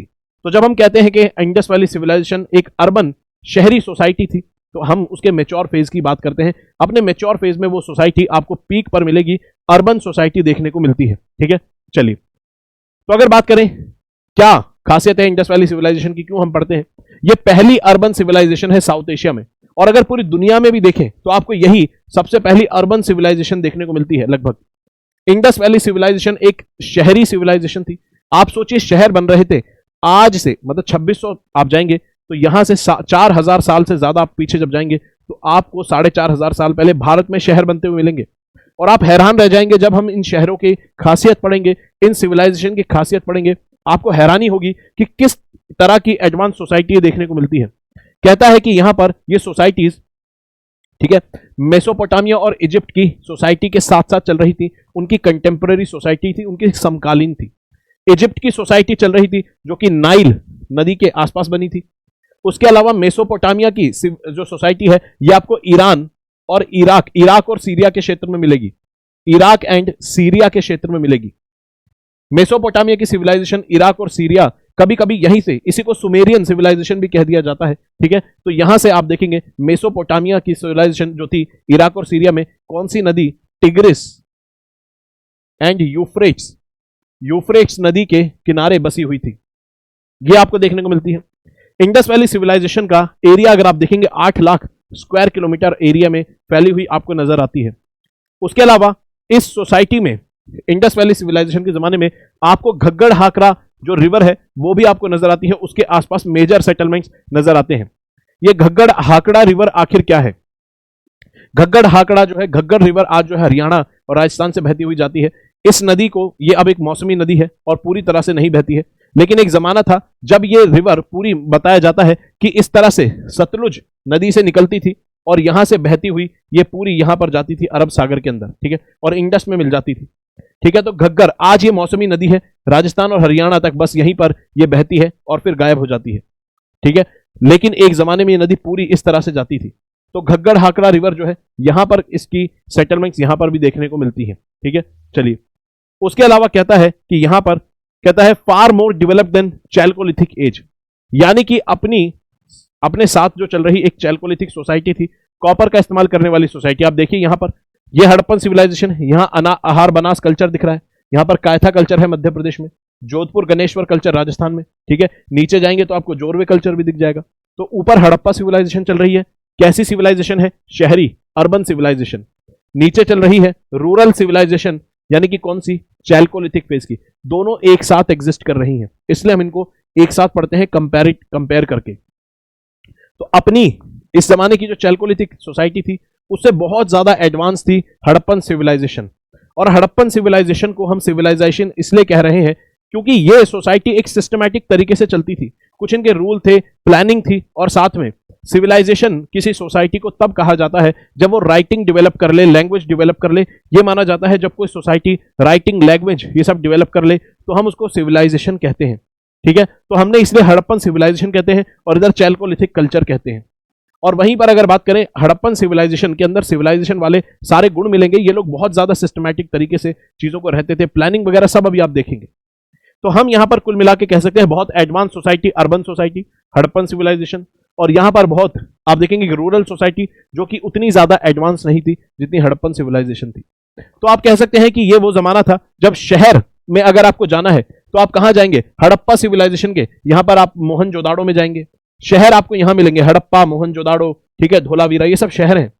तो इस जमाने में कोई व्यक्ति को अगर गांव जाना होता होगा तो वो गांव जाता होगा, यहां पर आ जाता होगा, ठीक है, बहुत सिंपल गांव में जाता होगा। हालांकि गांव यहां पर भी होंगे, हड़प्पा में भी, ठीक है, ये लोग भी खेती करते थे। लेकिन अगर सिंपल एकदम गांव में, मतलब आप ऐसा याद रखने के लिए कह लीजिए ताकि आपको याद रहे, हड़प्पा के लोगों को जब गांव जाना होता होगा तो यहां आ जाते होंगे राजस्थान और महाराष्ट्र के रीजन में। और इन लोगों के लिए जब जाना होता होगा, इन लोगों की दिल्ली, मुंबई, कोलकाता, ये लोग बात करते होंगे, ठीक है, कॉपर कल्चर वाले लोग, कि भाई शहर है, बड़ी बड़ी बिल्डिंग है, जैसे आज बात होती है मुंबई जाएंगे, कलकत्ता जाएंगे, ऐसे बात होती है पुरानी फिल्मों में। ऐसे इन लोगों के लिए हड़प्पा सिविलाइजेशन रही होगी कि उस शहर में जाएंगे ऐसे से। और इन लोगों के ट्रेड रिलेशन भी थे। हड़प्पा सिविलाइजेशन के लोग कॉपर इंपोर्ट किया करते थे इन सिविलाइजेशन से, चैल्कोलिथिक कल्चर वाले लोगों से। राजस्थान में जो खेतड़ी माइंस है वहीं से कॉपर मंगाया जाता था तब भी हड़प्पा सिविलाइजेशन के लोगों के द्वारा। तो ट्रेड रिलेशंस आपको इनमें मिलेंगे, ठीक है। तो आप कह सकते हैं यहां पर शहर मिलेंगे और नीचे आपको गांव मिलेंगे, ठीक है। और किसका इस्तेमाल करते थे हड़प्पा सभ्यता के लोग, ब्रोंज मेटल का इस्तेमाल किया करते थे। हालांकि बहुत बड़े पैमाने पर करते थे ऐसा नहीं है, क्योंकि लिमिटेड सप्लाई थी टिन की, ठीक है, ये चीज समझ आ गई। इसके अलावा इंडस वैली सिविलाइजेशन को इंडस वैली सिविलाइजेशन इसलिए कहते हैं क्योंकि इंडस रिवर के आसपास बसी हुई है। जैसे इजिप्ट की सिविलाइजेशन नाइल नदी के आसपास, नील नदी के आसपास बसी है, ये इंडस रिवर और उसकी ट्रिब्यूटरीज जो हैं उसके आसपास बसी हुई, उसी रीजन में आपको देखने को मिलेगी सोसाइटीज बसी हुई है, इसलिए इसको इंडस वैली सिविलाइजेशन कहते हैं। लेकिन इसको हड़प्पा सिविलाइजेशन क्यों कहते हैं, क्योंकि जो इसका एक शहर है हड़प्पा, इंडस वैली सिविलाइजेशन का एक शहर है हड़प्पा जो आज पाकिस्तान में है। सबसे पहली जो साइट डिस्कवर की गई थी इंडस वैली सिविलाइजेशन में वो हड़प्पा साइट ही थी। तो इंडस वैली सिविलाइजेशन की पहली जो साइट डिस्कवर की गई थी वो थी हड़प्पा, और 1921 के अंदर इसको डिस्कवर किया गया था। कमेंट बॉक्स में मुझे नाम बताएंगे, ठीक है, कमेंट बॉक्स में नाम बताएंगे। बहुत सिंपल क्वेश्चन है, मुझे नाम बताएंगे हड़प्पा सिविलाइजेशन की पहली साइट हड़प्पा को किसने डिस्कवर किया था। उसके अलावा मोहनजोदाड़ो को भी किसने डिस्कवर किया था। 1921 में हड़प्पा डिस्कवर हुई थी, 1922 में मोहनजोदाड़ो डिस्कवर हुई थी। बहुत सिंपल क्वेश्चन है, इसका जवाब देंगे। तो पहली साइट डिस्कवर हुई हड़प्पा, तो पहली साइट के नाम पर भी सिविलाइजेशन का नाम रख दिया, तो इंडस वैली सिविलाइजेशन कहे, यानी कि सिंधु घाटी सभ्यता। उसके अलावा पहली जो साइट डिस्कवर हुई उसके नाम पर भी बोल दिया जाता है हड़प्पा सभ्यता, ठीक है। और हड़प्पा के अलावा और भी कई सारी साइट है, कई सारे शहर हैं, जैसे मोहनजोदाड़ो है, कोट डिजी है, उसके अलावा सुरकोतड़ा है, सुक्ता जेंडर है, सुरकोतरा है, ठीक है, लोथल है, ठीक है, धोलावीरा है। ये सारी भी आपको साइट देखने को मिलती हैं, ठीक है, ये सारी साइट्स भी आपको देखने को मिलती हैं। अब अगर यहां पर बात करें, बेसिक चीजें हमने देख ली, ब्रोंज का इस्तेमाल करते थे और प्रोटो हिस्ट्री का पार्ट है, समझ चुके हैं। हड़प्पन सिविलाइजेशन 3 फेजेस में आपको एग्जिस्ट करती हुई नजर आएंगी। किसी भी सिविलाइजेशन, किसी भी सोसाइटी के आपको कुछ चीजें देखने को मिलेंगी। भाई हर सोसाइटी शुरुआत करती है बड़ी सिंपल सोसाइटी होती है, धीरे धीरे डेवलप करती जाती है, अपने पीक पर जाती है और फिर डिक्लाइन होती है। यह हर सोसाइटी का नियम आपको देखने को मिलेगा। शहर का नियम भी देखने को मिलेगा। बहुत सारे शहर हैं, जो भी शहर बन गए एक जमाने में, जो शहर बड़ी पीक पर थे, आप देखिए, अगर आप लंदन के, न्यूयॉर्क के शहर, आप अगर यूएस के और यूरोप के शहर में जाएंगे, यूरोप के शहर जो थे, कई शहर आज आपको पुराने नजर आएंगे। उनके ट्रेन सिस्टम, ट्रांसपोर्टेशन सिस्टम आपको मजा नहीं आएगा, आप कहेंगे ये तो बहुत पुराना है। एक जमाने में वो अपने लिए बहुत एडवांस था, एक जमाने में वो बहुत उस समय सबसे नई चीज थी।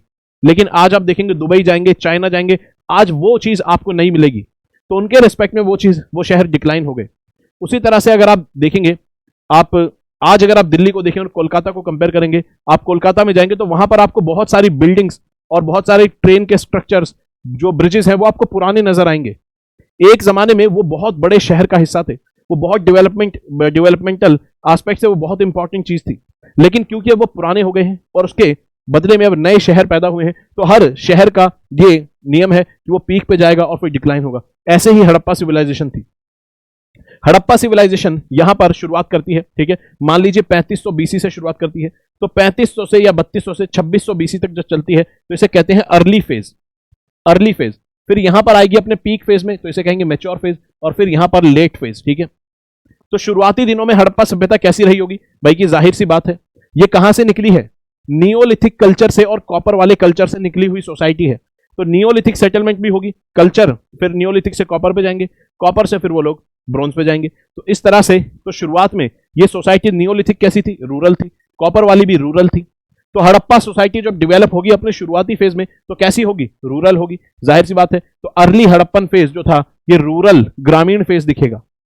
फिर ये और डेवलप होता जाएगा, जब अपने पीक पर पहुंचेगा तो यहां पर अर्बन सोसाइटीज बनने लगेंगी। 2600 से 1900 बीसी में हड़प्पा का मैच्योर फेज चलता है, पीक पर जाता है। उसके बाद 1900 से 1300 बीसी, या कि कहीं कहीं पर 1500 बीसी भी दिख जाएगा।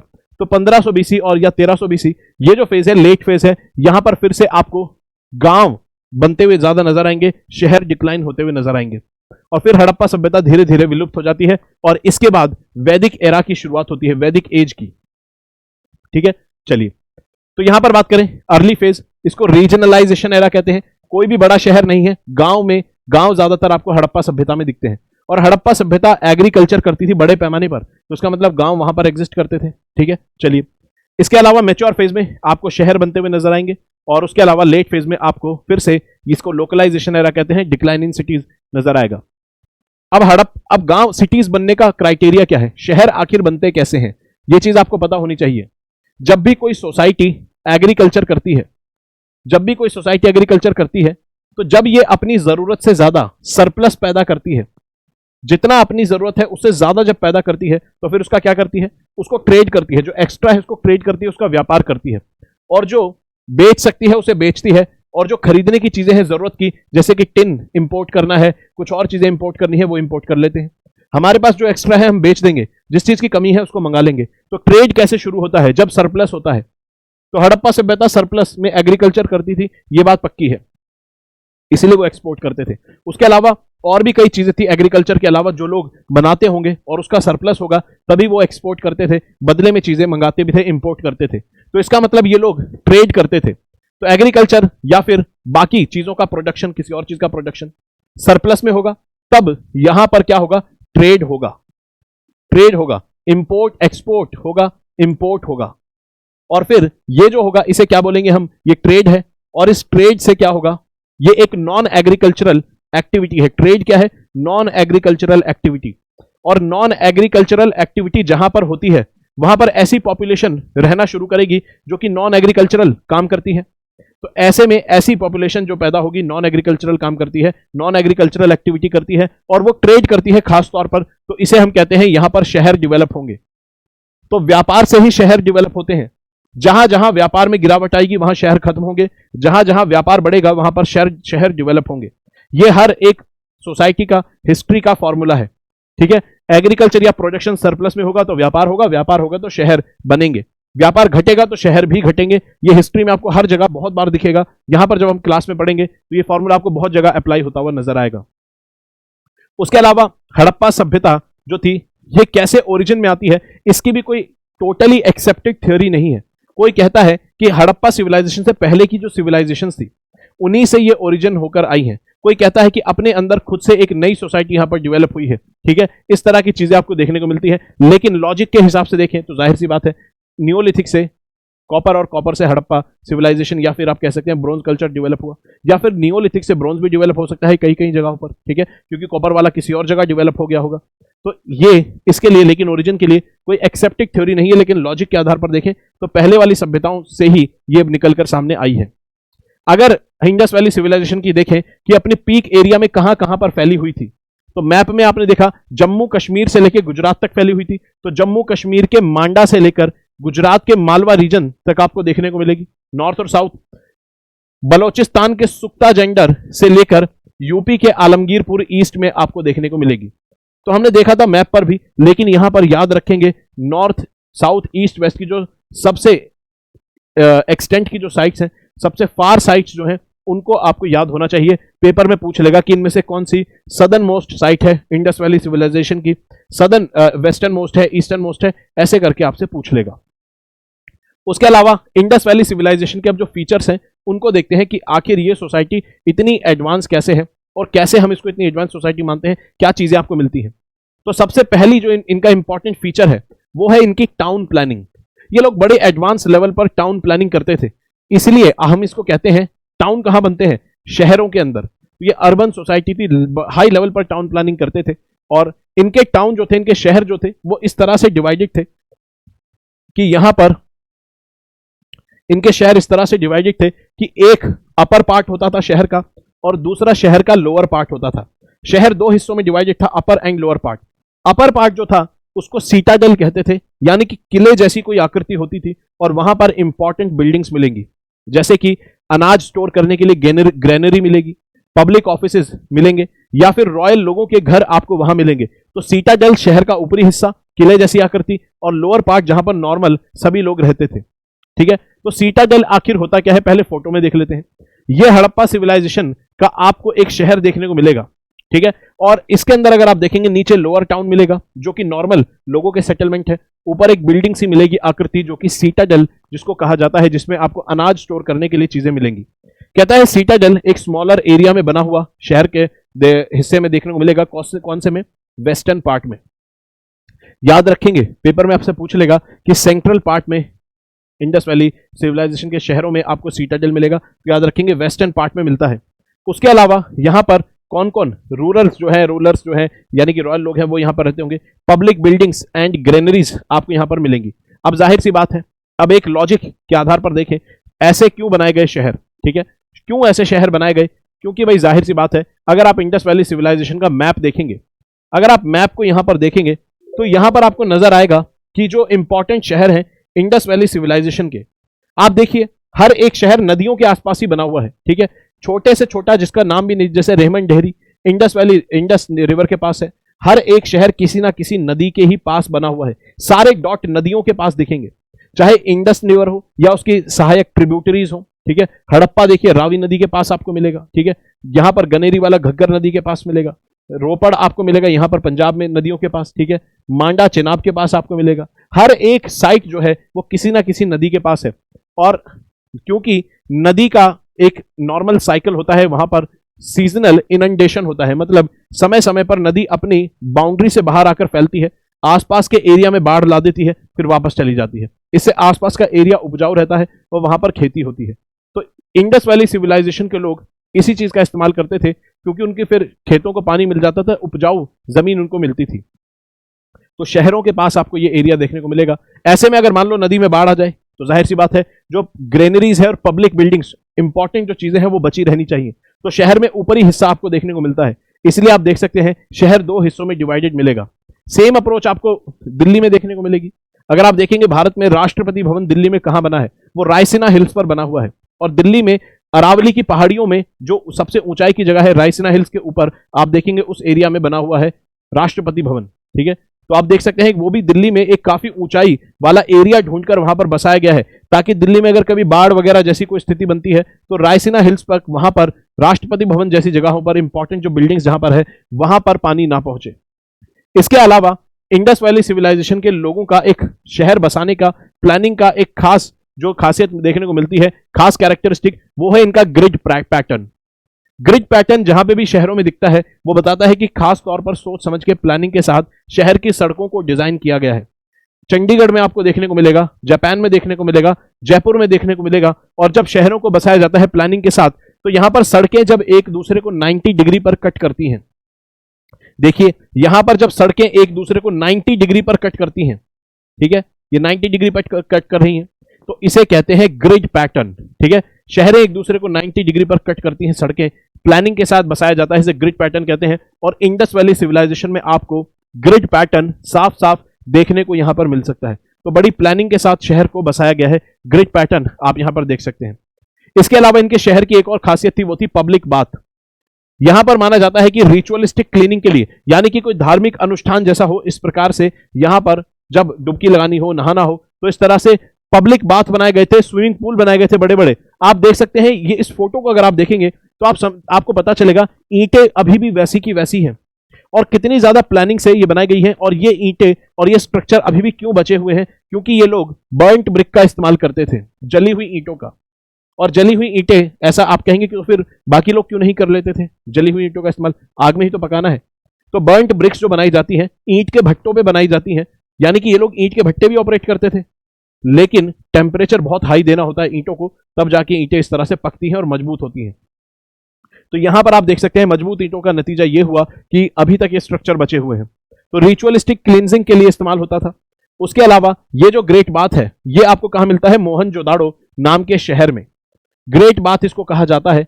और ग्रेट बाथ, यहां पर एक चीज आपको देखने को मिलेगी, अगर इतना बड़ा स्विमिंग पूल में आपको पानी भरना है तो जाहिर सी बात है ये पानी कहीं से आप लेकर भी आएंगे। अब उस समय बाल्टियां भी नहीं होती थी, टैंकर्स भी नहीं होते थे, पाइपलाइन और मोटर्स भी नहीं होती होंगी कि पानी आप पंप से खींच के यहां पर भर देंगे पाइप के थ्रू। तो यहां पर ड्रेनेज सिस्टम इनका बहुत एक्सीलेंट और शानदार था, इतना कि पानी इनके ग्रेट बाथ के अंदर स्विमिंग पूल में आता भी था और यहां से जो गंदा पानी होता था उसको ये क्लीन भी कर देते थे। तो आप देख सकते हैं किस तरह से इनका ड्रेनेज सिस्टम होता था। ये ग्रेट बात बताता है कि इनके पास पानी को लाने की, पानी को निकालने की व्यवस्था थी। इसका मतलब नालियां और ड्रेनेज सिस्टम इनका बहुत एडवांस था।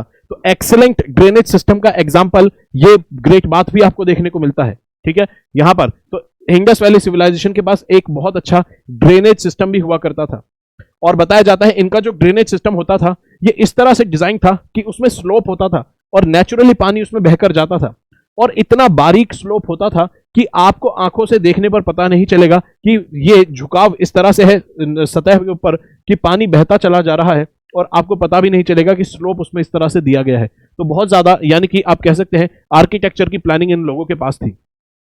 और इससे क्या पता चलता है, अगर इतना ही बढ़िया आर्किटेक्चर डिजाइन कर रहे हैं, उसको एग्जीक्यूट कर रहे हैं, तो इसका मतलब इन लोगों के पास मैथमेटिक्स की अच्छी नॉलेज थी, तभी तो ये चीजें पॉसिबल हो पाएंगी। ठीक है, चलिए, तो यहां पर अगर बात करें, कहता है अदर फीचर्स क्या है टाउन प्लानिंग के, कहता है वाइड स्ट्रीट्स आपको देखने को मिलती है। ठीक है, बड़ी चौड़ी सड़कें मिलती हैं, सड़कों पे लैंप पोस्ट तक आपको देखने को मिलते हैं, रेगुलर इंटरवल पर खंबे लैंप पोस्ट आपको देखने को मिलते हैं। आप सोचिए, आज भारत के कितने शहरों में लोग परेशान हैं, उनके निगम पार्षद, उनके एमएलए वहां पर एक पानी अगर भर जाए तो वो ठीक नहीं करवा सकते, सड़कों पर स्ट्रीट लाइट्स नहीं है, यहां पर लैंप पोस्ट होते थे। आप इनकी सिविक सेंस समझ सकते हैं, यानी कि इन लोगों में लोगों के वेलफेयर को लेकर भी जागरूकता थी। एक शहर कैसा होना चाहिए, लोग सुविधाओं को डिजर्व करते हैं, इन लोगों की ये सोच रही होगी।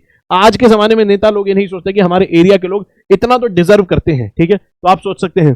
ठीक है, उसके अलावा यहां पर आप कह सकते हैं कि बर्न्ट ब्रिक्स का रेशियो भी आपको आइडेंटिकल, ईंटें लगभग एक जैसी मिलेंगी।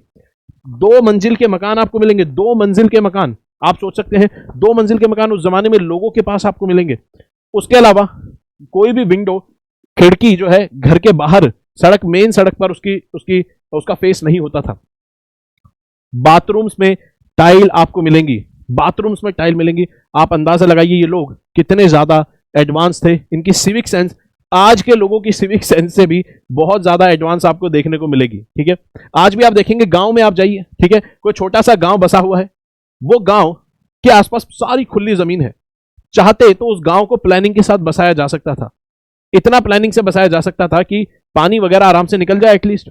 लेकिन आज भी आप देखिए 50 घरों का एक गांव होगा पूरा खुले एरिया के बीच में, लेकिन ऐसी बुरी हालत में वो गांव बसा होता है, नहाने का पानी सब कुछ उस गांव में सड़कों पर फैल जाता है, थोड़ा सा जरा सा कुछ होता है कीचड़ हो जाता है। यानी कि पूरे एरिया में खुला पानी है, खुला एरिया है, कहीं पे भी आप उसको डिस्पोज ऑफ कर सकते थे, लेकिन वो 50 घरों के बीच में ही पानी जमकर सड़कों में भर जाता है। इतनी बुरी हालत है, आज भी लोगों को इसकी समझ नहीं है। लेकिन उस जमाने में आप देखिए, यहां पर खुद के कुएं, पर्सनल कुएं होते थे। और अगर सोसाइटी की बात करें इस जमाने की, तो सोसाइटी आपको अर्बन मिलेगी, उसके अलावा सोशल ग्रुप्स मिलेंगे, जैसे कि जो लोग रॉयल ग्रुप रूरल एरिया के होते थे, यानी कि आप कह सकते हैं रॉयल बैकग्राउंड के होते थे, ठीक है, रूरल बैकग्राउंड के होते थे। रिच मर्चेंट्स, यानी कि ये लोग व्यापार करते थे, ट्रेड करते थे, तो मर्चेंट्स आपको मिलेंगे। उसके अलावा यहां पर आपको गरीब मजदूर भी देखने को मिलेंगे। दूसरी चीज, पॉटर्स व्हील, क्योंकि नियोलिथिक जमाने में ही पॉटरी बनने लग गई थी, तो अब ये लोग पॉटरी के महारथी बन चुके थे और पॉटर्स व्हील से काफी इंपॉर्टेंट तरीके से अच्छी पॉटरी बनाते थे। रेड एंड ब्लैक पॉटरी इनकी इंपॉर्टेंट पॉटरी हुआ करती थी, अभी उसको देखेंगे। उसके अलावा टेराकोटा से बनी हुई चीजें मिली है, मूर्तियां, स्कल्पचर्स मिले हैं। क्या होता है टेराकोटा? टेराकोटा होता है fire baked clay. Fire baked clay यानी कि आपने मिट्टी की कोई मूर्ति बनाई, मिट्टी का कोई खिलौना बनाया और फिर आपने उसको आग में पका दिया, अब वो मजबूत हो गया, तो ऐसे मिट्टी के खिलौने उनको कहते हैं टेराकोटा। तो टेराकोटा मतलब होता है मिट्टी को आग में पका देंगे तो वो एक मजबूत स्ट्रक्चर बन जाएगा, तो ये फायर बेक्ड क्ले आपको नजर आती है। हड़प्पन सिविलाइजेशन के जमाने की आपको देखने को मिलेगा कि यहां पर जो पॉटरी है वो ये आपको मिलेगी एक शाइनी सी रेड एंड ब्लैक पॉटरी। ये हड़प्पा सिविलाइजेशन की पॉटरी है जो कि कैरेक्टरिस्टिक पॉटरी है, आप चमक देख सकते हैं।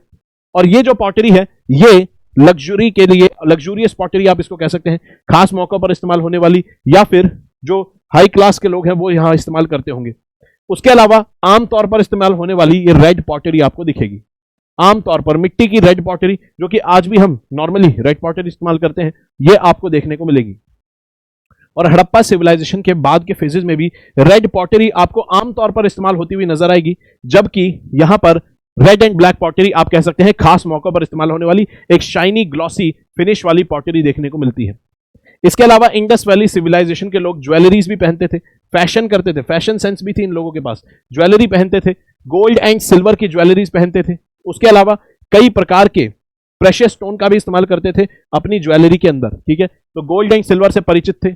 उसके अलावा मेटलर्जी अच्छे से जानते थे, जाहिर सी बात है, कॉपर को बनाना जानते थे, गोल्ड एंड सिल्वर को बनाना जानते थे, एक्सट्रैक्ट करना जानते थे। उसके अलावा ब्रोंज बनाना जानते थे, यानी कि एलॉय बनाना जानते थे। 12% टिन डलेगा तो 12% टिन कैसे डालते होंगे, सारी चीजें, यानी कि आप देखिए कि इनको एलॉय बनाने की भी, मिश्र धातु बनाने की भी नॉलेज थी। उसके अलावा कॉटन और वूल जानते थे, कॉटन की खेती तो नियोलिथिक जमाने से ही होने लग गई थी। उसके अलावा यहां पर ये लोग फिश ईटिंग, यानी कि जो समुद्री तट, यानी कि लोथल गुजरात का जो एरिया है, वहां पर जो हड़प्पन सिविलाइजेशन मिलेगी, वो लोग मछली वगैरह भी खाते थे, ठीक है।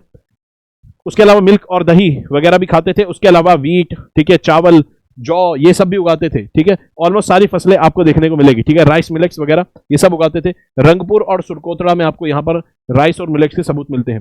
दोस्तों आगे बढ़ने से पहले फिर से एक इंपॉर्टेंट अनाउंसमेंट, आप में से जो भी दोस्त या आपकी जानकारी में कोई भी कॉम्प्रीहेंसिव बैच में अगर एनरोल नहीं करना चाहता है कि यूपीएससी की प्रिपरेशन करने से पहले एक स्ट्रॉन्ग फाउंडेशन प्रिपेयर कर ले कोर सब्जेक्ट्स में, हिस्ट्री, पॉलिटी, इकोनॉमी, ज्योग्राफी में, और उसके लिए आप जानते हैं एनसीईआरटी सबको पढ़नी पड़ती है। तो एनसीईआरटीज अगर आपको अच्छे से सिस्टमैटिक तरीके से प्री और मेंस के पर्सपेक्टिव से पढ़नी है, बहुत अच्छे से बेसिक्स अपने स्ट्रॉन्ग करने हैं, उसके बाद आप चाहें तो कॉम्प्रिहेंसिव बैच में एनरोल करें, आपकी मर्जी। आप सेल्फ स्टडी करना चाहें, आपकी मर्जी।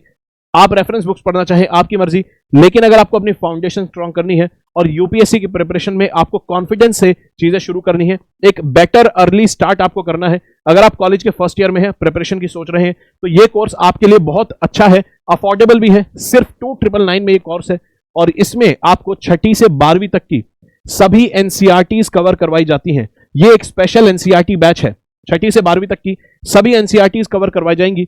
मेरे साथ आप यहां पर हिस्ट्री पढ़ते हैं एनसीईआरटीज की, और इस हिस्ट्री के कोर्स में हम प्री और मेंस का पर्सपेक्टिव याद रख सकते हैं। ओल्ड एनसीईआरटी पर हमारा फोकस रहता है, बाकी टॉप एजुकेटर्स आपको ज्योग्राफी, पॉलिटी, इकोनॉमी भी पढ़ाएंगे, ठीक है। तो इस कोर्स के अंदर, जो कि बहुत अफोर्डेबल प्राइस रेंज में रखा गया है जानबूझकर, आप इससे बहुत ज्यादा फायदा उठा सकते हैं। जितना इसका प्राइस है, इसके 10 गुना इसका आपको बेनिफिट आपको मिलेगा। कोड लगाना होगा SMK लाइव, अगर इस प्राइस रेंज में इसमें आपको एनरोल करना है तो कोड लगाएंगे SMK लाइव। अब आगे बढ़े तो यहां पर कहता है हड़प्पा सिविलाइजेशन के लोगों की एक और खासियत मिलेगी, वो है इनकी स्क्रिप्ट। इनकी स्क्रिप्ट यानी कि हम कहते हैं कि हड़प्पा सिविलाइजेशन है क्यों, इन लोगों ने लिखना इजाद कर लिया था, लैंग्वेज का इस्तेमाल करते थे। तो यहां पर हम कहते हैं कि जब लैंग्वेज होगी तो एक होती है भाषा बोलने वाली, एक स्क्रिप्ट होती है कि आप उस भाषा को किस तरह से लिख रहे हैं। जैसे अगर हिंदी की बात करें तो हिंदी को आप देवनागरी में लिखते हैं, इंग्लिश को आप रोमन स्क्रिप्ट में लिखते हैं, उर्दू को आप अरबिक पर्शियन इस तरह की स्क्रिप्ट में आप लिखते हैं। ठीक है, तो यहां पर इनकी खुद की एक स्क्रिप्ट थी। ठीक है, इनकी खुद की स्क्रिप्ट थी अपनी भाषा को दर्शाने की। इसको कहा जाता था पिक्टोग्राफिक स्क्रिप्ट। पिक्टोग्राफिक यानी कि पिक्टोग्राफिक मतलब हर एक पिक्चर एक अल्फाबेट को दर्शाती है। जैसे एक पिक्चर है, ठीक है, ये एक अल्फाबेट को दर्शाती है। ठीक है, ये घोड़ा बना दिया, एक फोटो टाइप की है, पिक्चर टाइप की है, तो ये अल्फाबेट को दर्शाएगी। और आप देख सकते हैं इंडस वैली सिविलाइजेशन की ये आइडेंटिफाइड अल्फाबेट्स हैं। हो सकता है अभी हम इसको डिसाइफर नहीं कर पाए हैं, हो सकता है आने वाले समय में आर्टिफिशियल इंटेलिजेंस, मशीन लर्निंग की मदद से हम इंसान के इंटेलिजेंस और मशीन की इंटेलिजेंस को कंबाइन कर ऐसे पैटर्न्स ढूंढ लिए जाएं जिससे ये स्क्रिप्ट हो सकता है डिकोड हो जाए। तो इसको पिक्टोग्राफिक कहते हैं, पहली बात। दूसरी, इस स्क्रिप्ट की खासियत यह है कि जैसे हम हिंदी को अगर लिखते हैं, हिंदी को अगर लिखें तो आप लिखते हैं हिंदी को इस तरह से लेफ्ट से राइट में। ठीक है, लेफ्ट से राइट में, अगली लाइन भी लेफ्ट से राइट में लिखेंगे। उर्दू अगर आप लिखते हैं तो राइट से लेफ्ट में चलेंगे, अगली लाइन भी राइट से लेफ्ट में। लेकिन ये जो स्क्रिप्ट है हड़प्पा सिविलाइजेशन, ये बाई डायरेक्शनल स्क्रिप्ट है। बाई डायरेक्शनल यानी कि पहली लाइन आप लिखेंगे ऐसे, तो दूसरी लाइन लिखेंगे उसकी ऑपोजिट डायरेक्शन में, तीसरी फिर इसके ऑपोजिट में, चौथी उसके ऑपोजिट में। ठीक है, तो आप इस तरह से ऑल्टरनेटिव ऑपोजिट डायरेक्शंस में लिखते हैं और इसे कहते हैं बाई डायरेक्शनल स्क्रिप्ट। तो यहां पर ये जो स्क्रिप्ट है हड़प्पा सिविलाइजेशन की, ये है पिक्टोग्राफिक बाई डायरेक्शनल स्क्रिप्ट। और इस बाई डायरेक्शनल कैरेक्टर को हम एक और तरीके से बोलते हैं, एक नाम से, वो है बॉस्ट्रेफिडॉन। ठीक है, तो हड़प्पन सिविलाइजेशन की जो बाई डायरेक्शनल नेचर है इसको कहते हैं बॉस्ट्रेफिडॉन।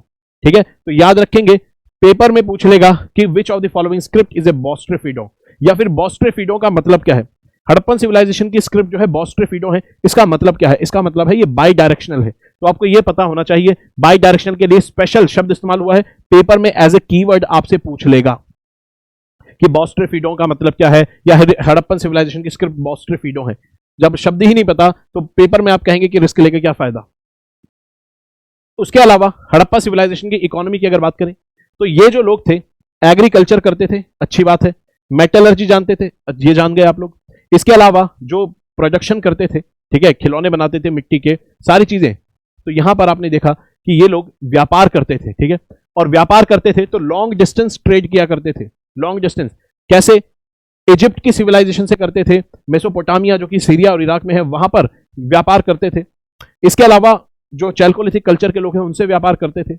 Long distance trade Harappa civilisation के लोग करते थे, और यहां तक कि आपको देखने को मिलेगा बोट का इस्तेमाल भी करते थे, नाव का भी इस्तेमाल करते थे।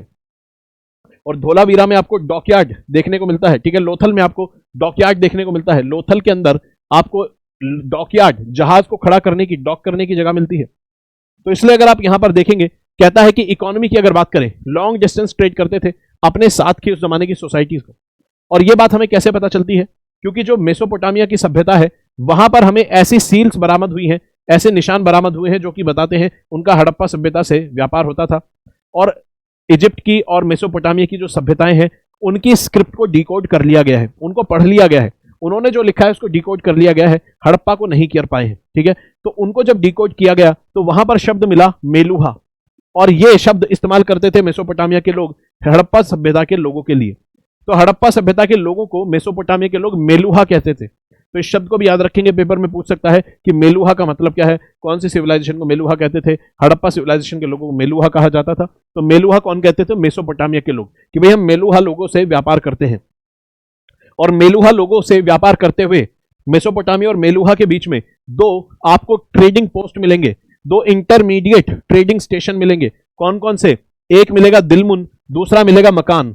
दिलमुन जो है, इसे बहरेन का जो रीजन है, बहरेन का रीजन, उसे दिलमुन कहा जाता था। मकान मतलब जो मकरान कोस्ट है आपको ओमान के पास देखने को मिलेगा। ठीक है, तो अगर आप देखेंगे यहां पर, अगर रफ मैप अगर बना ले, ठीक है, अगर यहां पर रफ मैप हम यहां पर बनाएं,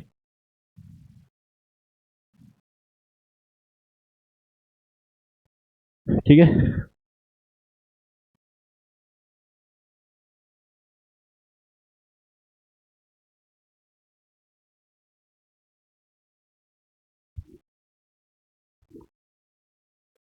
चलिए, तो यहां पर अगर बात करें, ये आप देख सकते हैं, ये आपको मिलेगा अरेबियन पेनिनसुला, ठीक है। यहां पर आपको यमन मिलेगा, यहां पर ओमान मिलेगा, यह है पर्शियन गल्फ, ठीक है। पर्शियन गल्फ से इधर जाएंगे तो आपको इराक और सीरिया यहां पर मिल जाएगा, इस एरिया में इराक एंड सीरिया इधर, ठीक है। तो यहां पर कहता है कि दिलमुन और मकान, तो बहरेन आपको यहां कहीं अरेबियन पेनिनसुला के पास मिलेगा और इधर आपको ओमान में मकरान दिखेगा, ठीक है। तो दिलमुन और मकान ये ट्रेडिंग स्टेशन हुआ करते थे, ट्रेडिंग पोस्ट होते थे इंटरमीडिएट, जो यहां से व्यापार होता था भारत और मेसोपोटामिया का, उसके बीच में मकान और दिलमुन मिलेंगे। तो बहरेन और पर्शियन गल्फ, ठीक है, बहरेन पर्शियन गल्फ कहां मिलेगी, ये रही अरेबियन पेनिनसुला और इधर से ये रही पर्शियन गल्फ, ठीक है। ये आपको मिलेगा रेड सी, ठीक है। तो यहां पर आप देख सकते हैं दिलमुन और मकान आपको देखने को मिलते हैं। उसके अलावा यहां पर जो व्यापार होता था, जब माल इतने दूर दूर डिस्टेंस पर जाएगा तो माल की आइडेंटिफिकेशन के लिए भी तो किसी चीज का इस्तेमाल करना होगा। तो हड़प्पा सभ्यता के लोग सिस्टमैटिक तरीके से सील्स और मोहरों का इस्तेमाल करते थे। मोहर आप देखेंगे यहां पर सील्स आपको मिलेंगी, ठीक है। व्यापारी लोग अपना ठप्पा लगाने के लिए मोहर का इस्तेमाल करते थे और ये सिस्टम आपको आज भी देखने को मिलेगा, ठीक है, मोहर का आइडेंटिफिकेशन के लिए। और ये जो मोहर बनती थी, ये कैसे बनती थी, ये स्टेटाइट स्टोन से बनती थी। ये आप इसको कह सकते हैं सॉफ्ट एक स्टोन होता था जो कि नदी की तलहटी में पाया जाता है, स्टेटाइट से, उससे सील्स बनाई जाती थी, ठीक है। और सील्स पे पता चलता था भाई ये किसका माल है, किससे ये सामान आया है, ये सारी चीजें आपको पता चलती थी। तो हड़प्पन सिविलाइजेशन के जमाने की सील्स आप देख सकते हैं, कितने सिस्टमैटिक ये लोग थे। सील्स पर भी आपको अलग अलग निशान मिलेंगे और मिट्टी, गीली मिट्टी होती थी, उस पर सील्स को इस तरह से ठप्पा मार देते थे, तो जो सील का प्रिंट है ये वहां पर छप जाता था, ठीक है।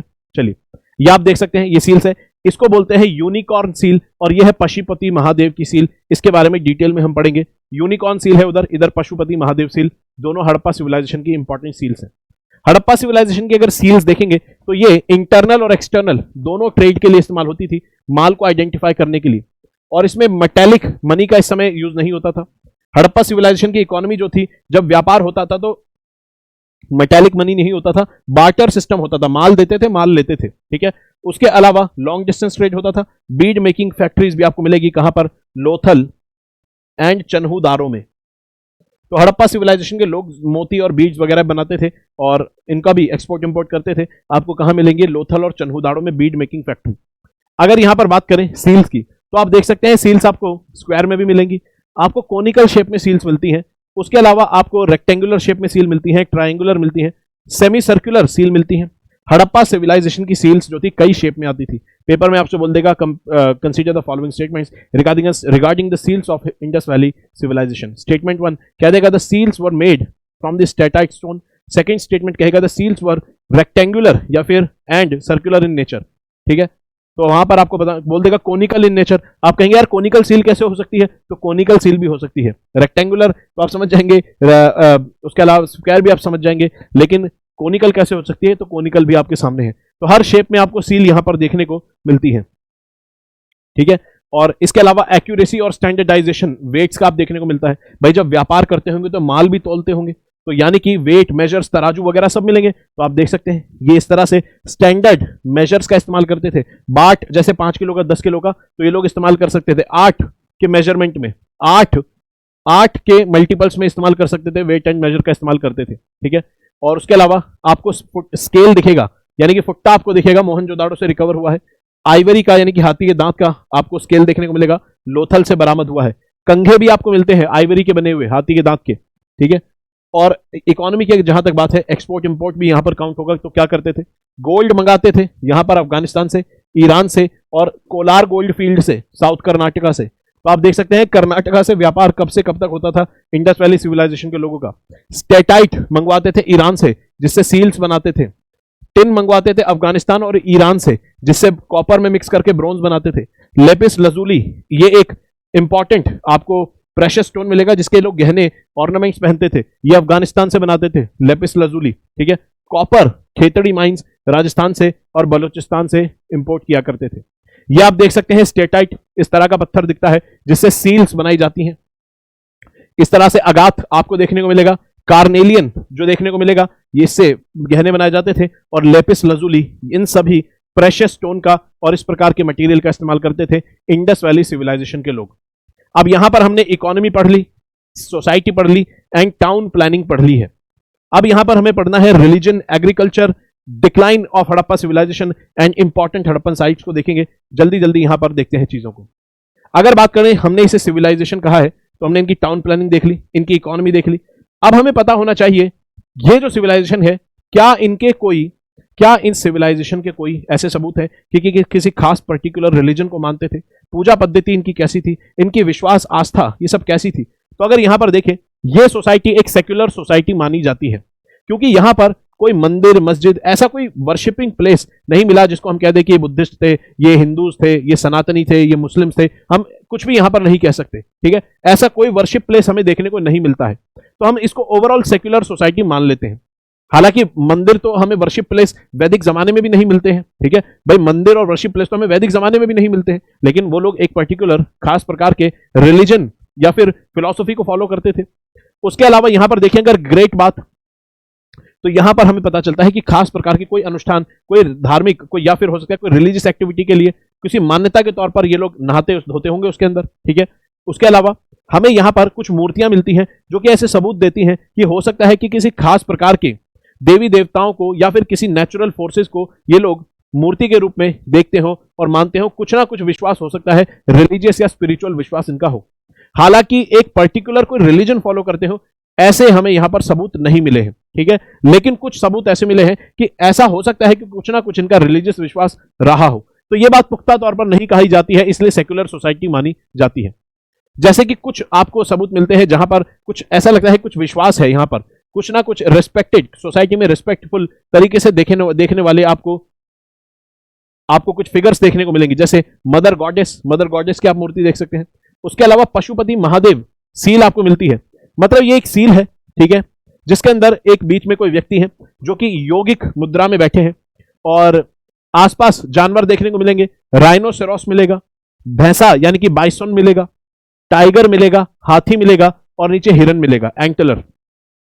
पेपर में पूछ लेगा पशुपति महादेव में इनमें से कौन कौन से जानवर मिलते हैं पशुपति महादेव सील में, ठीक है। इस सील को पशुपति महादेव इसलिए कहा जाता है क्योंकि ये जो बीच में सेंट्रल फिगर है, कहा जाता है कि इस तरह से बैठे हैं योगिक मुद्रा में जैसे भगवान शिव बैठते हैं, ठीक है। उसके अलावा यहां पर कहा जाता है हो सकता है ये प्रोटो शिवा यानी कि भगवान शिव से मिलता जुलता कोई भगवान हो जिनकी ये लोग पूजा करते हो, या फिर भगवान शिव से मिलती जुलती कोई यहां पर फिगर आपको देखने को मिलेगी, ठीक है। तो यहां पर प्रोटो शिवा इस सील को कहा जाता है, ठीक है। तो भगवान शिव से जुड़ी हुई मानी जाती है, ठीक है, या फिर उनके जैसे किसी भगवान से जुड़ी हुई मानी जाती है जिनमें इनकी आस्था होगी हड़प्पा सिविलाइजेशन के लोगों की। तो हो सकता है ये एक रिलीजियस सिंबल हो, ठीक है। तो यहां पर पशुपति महादेव की सील मानी जाती है जिनको प्रोटो शिवा भी कहा जाता है। और आपको यहां पर देखने को मिलेगा इंडस वैली सिविलाइजेशन में आपको लिंगम वर्शिपिंग के भी सबूत मिलते हैं जिनको फल्लूज कहा जाता है, लिंगम यानी कि फल्लूज। और जब इंडस वैली सिविलाइजेशन के बाद आर्यन इन्वेजन होता है भारत के अंदर, तो आर्यंस जो है वो कहते हैं कि यहां पर जो लोग रहते हैं दास्यूस जो हैं वो कौन है, वो फल्लू वर्शिपर्स हैं। तो जो बाहर से आर्यन लोगों का इन्वेजन होता है तो यहां पर इंडस वैली सिविलाइजेशन को फल्लू वर्ष बताया गया है। तो यहां पर जब आर्यंस लोग आते हैं तो वो कहते हैं कि वो तो आर्यंस हैं और यहां जो लोग रहते हैं फल्लू वर्शिपर्स हैं। और फल्लू वर्शिपर्स कौन है, दास्यूस, जिनसे उनका आमना सामना टकराव होता है। तो इससे बताया जाता है कि इंडस वैली सिविलाइजेशन के जमाने में फल्लू वर्शिपिंग यानी कि आपको लिंगम वर्शिपिंग भी देखने को मिलती है, जो कि फिर से एक प्रकार का रिलीजियस आपको कुछ यहां पर कॉनोटेशन देखने को मिलती है। और हम ये कहते हैं कि आज भी आप देखेंगे शिवलिंग की पूजा होती है तो वैसे कुछ सबूत आपको मिलते हैं। उसके अलावा पीपल के ट्री, ठीक है, उसके अलावा हम्प्ड बुल आपको देखने को मिलता है। ये प्रकार की चीजें यहां पर माना जाता है कि इनकी ये रिलीजियस सिंबल के तौर पे यहां पर यूज होते हैं, ठीक है। इसके अलावा कालीबंगन में और लोथल में जो कि हड़प्पन साइट है, यहां पर आपको हवन कुंड जैसी चीजें मिलती हैं, ठीक है। उसके अलावा डेड बॉडी को यहां पर दफनाया जाता है नॉर्थ से साउथ के डायरेक्शन में।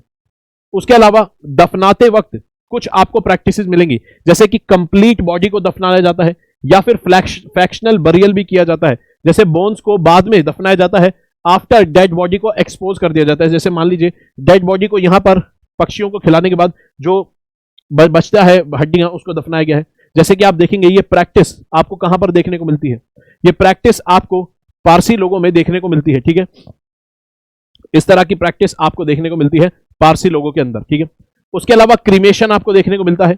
और क्रीमेशन यानी कि जिस तरह से आज हिंदुइज्म में क्रिमेशन होता है, यानी कि दाह संस्कार किया जाता है, बॉडी को जला दिया जाता है और बाद में फिर जो राख बचती थी आज हम उसको विसर्जित कर देते हैं, तब यहां पर बताया जाता है राख को दफनाया जाता था। तो इस तरह के बरियल्स आपको देखने को मिलते हैं।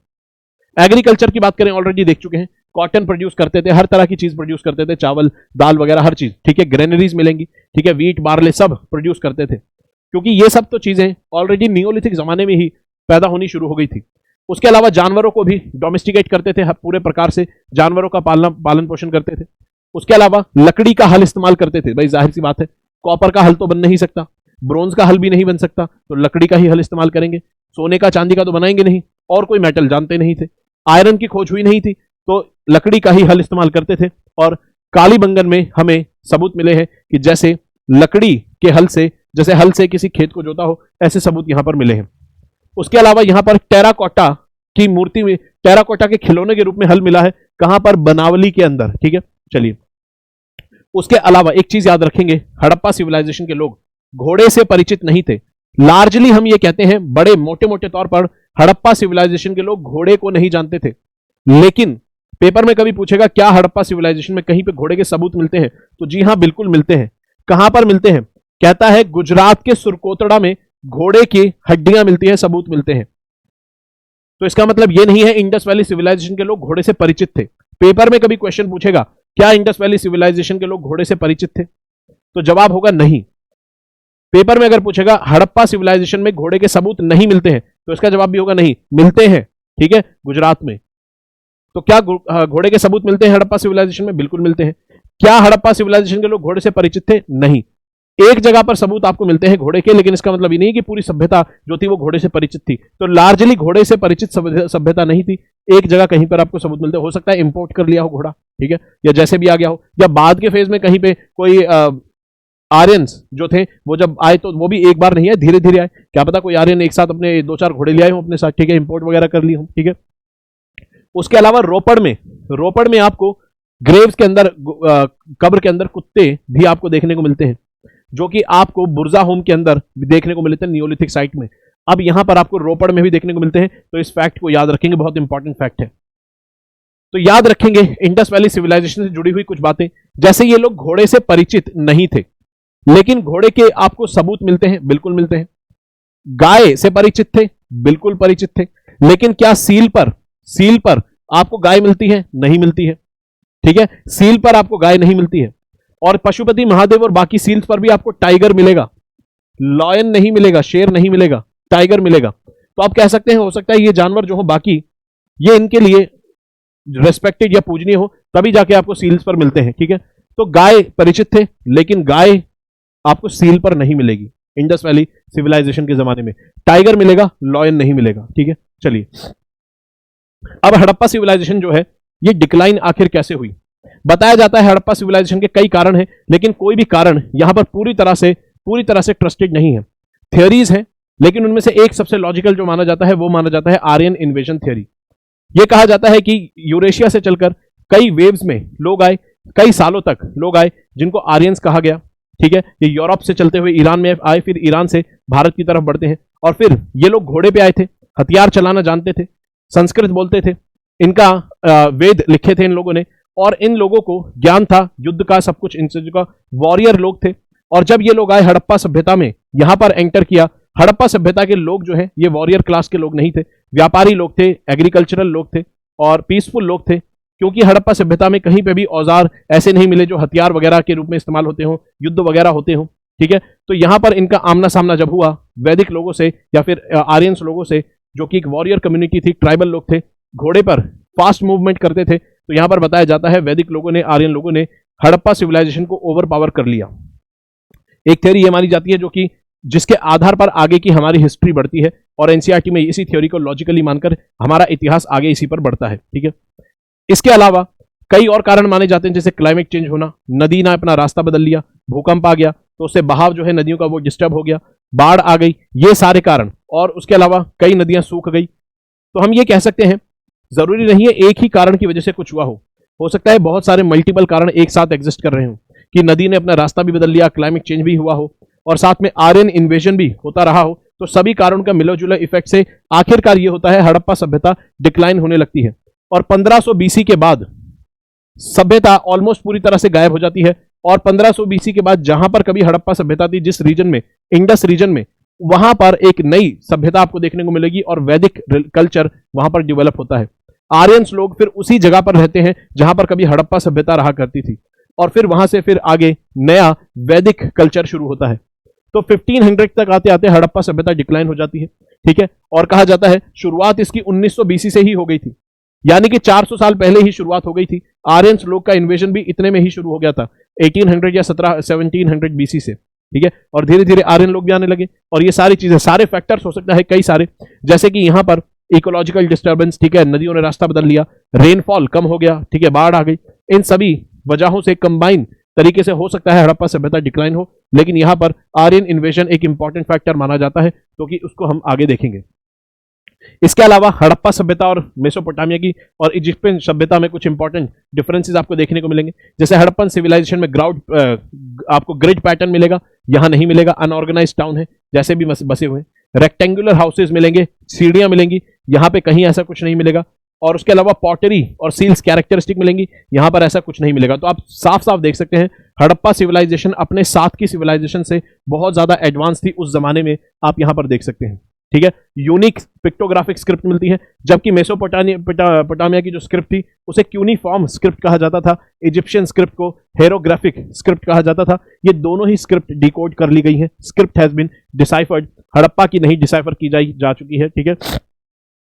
1900 बीसी के बाद हड़प्पा सिविलाइजेशन का एग्जिस्टेंस आपको नहीं देखने को मिलता है और यहां पर आपको इनका एग्जिस्टेंस हड़प्पा के बाद भी आपको देखने को मिलता है, ठीक है। और यहां पर अगर बात करें, ये बहुत बड़े एरिया पर थी, ठीक है, और हड़प्पा सभ्यता से छोटे एरिया में आपको मेसोपोटामिया और ये सारी चीजें देखने को मिलती हैं। इसके अलावा इंपॉर्टेंट हड़प्पन साइट्स यहां पर मैंने आपको टेबल में दे दी है, इसको देखेंगे और याद रखेंगे। बहुत लिमिटेड साइट्स मैंने आपको ऑलरेडी दी है, 7 साइट्स हैं ये, ठीक है, 7 बहुत लिमिटेड साइट्स हैं। साइट्स तो बहुत सारी है, मैप पर आपको नजर इन 7 के अलावा भी मारनी है। इन 7 साइट वो है जहां पर बताया गया है कि इनका कुछ खास फीचर क्या है। ये 7 साइट आपको रटी हुई होनी चाहिए, पता होनी चाहिए। इसके अलावा मैप जो हमने दिया था, उस मैप में जो शुरुआत की स्लाइड में आपको मिलेगा, उस मैप को अच्छे से देखेंगे और उन साइट्स की भी नजर डालेंगे। चन्हुदाड़ो कहां है, अलाहादीनो कहां है, कोट दीजी कहां है, रंगपुर कहां है, ऐसी साइट जो यहां पर नहीं है उनको भी देखेंगे, ताकि पेपर में जब ऐसी साइट्स पूछे जो कि थोड़ी सी अलग है तो आप उसका भी आंसर कर पाए, ठीक है। बाकी इंपॉर्टेंट साइट्स जो है, मोस्ट इंपॉर्टेंट, उनमें से क्या मिला ये सब यहां पर हमने लिख दिया है, ठीक है। चलिए, उसके अलावा यहां पर जैसे आपको देखने को मिलेगा कि लोथल जो है, लोथल एक ऐसी आपको देखने को मिलेगा, सॉरी, हाँ ठीक है, चलिए ठीक है। तो यहां पर एक इंपॉर्टेंट चीज बताता हूं चन्हुदाड़ो के बारे में यहां पर, ठीक है। Only city with the citadel, ठीक है, ओनली सिटी है जो कि विदाउट सीटाडेल है, बाकी सभी शहरों में आपको सीटाडेल देखने को मिलता है। अब ये वो इंफॉर्मेशन है जिसको मैंने आपको शुरुआत में बोला था कि भाई कुछ इंफॉर्मेशन ऐसी होती है जो कि आपको एनसीईआरटीज की 6ठी 7वीं 8वीं की किताब में मिलेंगी, वो आपको ना रेफरेंस बुक्स में मिलेंगी, वो इंफॉर्मेशन ना ही आपको मिलती है 11th 12th की बुक के अंदर। ये आप ऐसी इंफॉर्मेशन देख रहे हैं जो कि 6ठी क्लास की एनसीईआरटी में है, हड़प्पा सभ्यता से जुड़ी हुई है। कहता है कि हड़प्पा सभ्यता के लोग गोल्ड, कॉपर, ब्रोंज, सिल्वर, इन सब का तो इस्तेमाल करते थे, टेराकोटा का इस्तेमाल करते थे, लेकिन और आपने देखा अगाट, चर्ट, स्टेटाइट ऐसे पत्थरों का भी इस्तेमाल करते थे। लेकिन हड़प्पा सभ्यता के लोग एक और मटेरियल का इस्तेमाल करते थे जिसको कहा जाता था फाइनेंस, ठीक है, फाइनेंस इसको कहा जाता था, ठीक है। ये फाइनेंस नाम का मटेरियल हड़प्पा सभ्यता के लोग इस्तेमाल करते थे। याद रखेंगे, पेपर में आपसे पूछ लेगा कि फाइनेंस नाम का, पेपर में बोल देगा हड़प्पा सभ्यता के लोग कौन कौन सा मटेरियल इस्तेमाल करते थे, ठीक है, copper, silver, gold, finance, iron, इस तरह से दे देगा।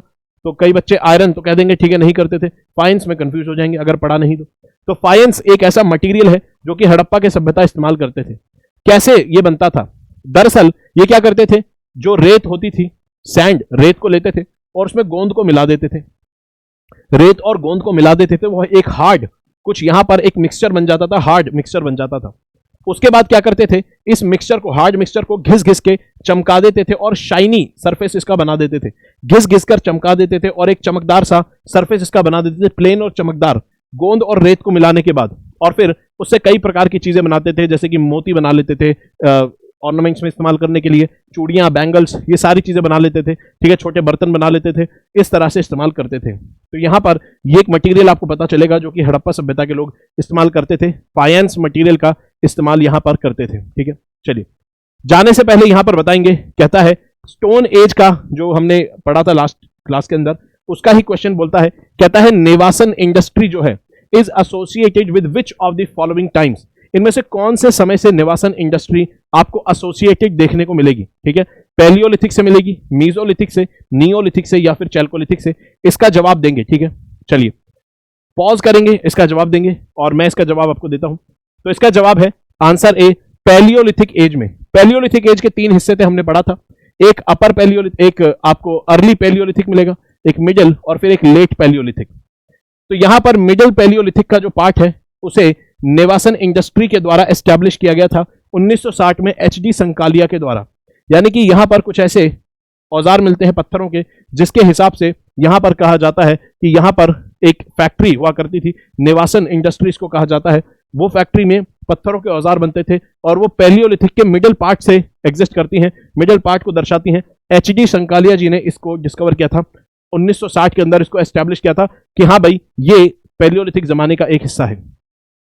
इसका अलावा एक और आपको क्वेश्चन में दूंगा प्रैक्टिस के लिए, हड़प्पन सिविलाइजेशन का। लेकिन उससे पहले फिर से एक जानकारी दोस्तों, ये कि आप में से जो भी दोस्त नए जुड़े हैं और वो चाहते हैं, या फिर आपकी जानकारी में कोई चाहता है कि कॉम्प्रिहेंसिव बैच में एनरोल नहीं करना चाहते हैं, फुल फ्लेज यूपीएससी की तैयारी में आने से पहले चाहते हैं कि अपना कोर स्ट्रॉन्ग कर लें, जितने कोर सब्जेक्ट हैं हिस्ट्री, पॉलिटी, इकोनॉमी, ज्योग्राफी, इसके अंदर एक कमांड हासिल कर लें, 6ठी से 12वीं तक की सभी एनसीईआरटी को पढ़ लें और फिर अपना डिसीजन लें, यूपीएससी की प्रिपरेशन में कॉन्फिडेंस से उतरें और अर्ली स्टार्ट, एक बहुत अच्छे अर्ली स्टार्ट के लिए यहां पर एक कोर्स आपके लिए लेकर आए हैं अनअकैडमी, जिसके अंदर एनसीईआरटीज कवर की जाएंगी, 6ठी से 12वीं तक की सभी एनसीईआरटीज आपके लिए यहां पर कवर की जाएंगी और एक बहुत ज्यादा अफोर्डेबल प्राइस रेंज में इस कोर्स को डिजाइन किया गया है, जिसके अंदर 6ठी से 12वीं तक की एनसीईआरटीज कवर की जाएंगी। मेरे साथ आप यहां पर हिस्ट्री पढ़ेंगे और ये जो हिस्ट्री आप मेरे साथ पढ़ेंगे इसके अंदर आप प्रीलिम्स और मेंस दोनों के पर्सपेक्टिव्स को हम ध्यान में रखते हुए इवन हम ये भी देखते हैं कि एसए और एथिक्स के लिए कौन कौन से एग्जांपल्स केस स्टडीज एनसीईआरटी से निकाल सकते हैं। और एनसीईआरटीज आप यहां पर 6ठी से 12वीं तक की पढ़ते हैं, बहुत डिटेल में, बहुत अफोर्डेबल प्राइस रेंज में रखा गया है। कोड आपको लगाना होगा SMK लाइव अगर आप इस अफोर्डेबल प्राइस पर यहां पर इस कोर्स में एनरोल करना चाहते हैं और अपनी प्रिपरेशन को एक फाउंडेशन, स्ट्रॉन्ग फाउंडेशन देना चाहते हैं। बाकी टॉप एजुकेटर्स आपको पॉलिटी, ज्योग्राफी, इकोनॉमी भी पढ़ाते हैं। इसके अलावा कॉम्प्रिहेंसिव बैचेस जो है वो उस पर 50% डिस्काउंट चल रहा है, 6 महीने का एक्सटेंशन मिलता है, कंप्लीट सीसैट जीएस ऑप्शनल आपको मिलता है, प्रीलिम्स और मेंस की टेस्ट सीरीज का एक्सेस मिलता है, 1-on-1 मेंटरशिप मिलती है। कोड लगाना होगा SMK लाइव अगर आपको एनरोल करना है। इसके अलावा सेम वही SMK लाइव कोड लगेगा इस बैच के अंदर, जो कि बायलिंगुअल बैच है।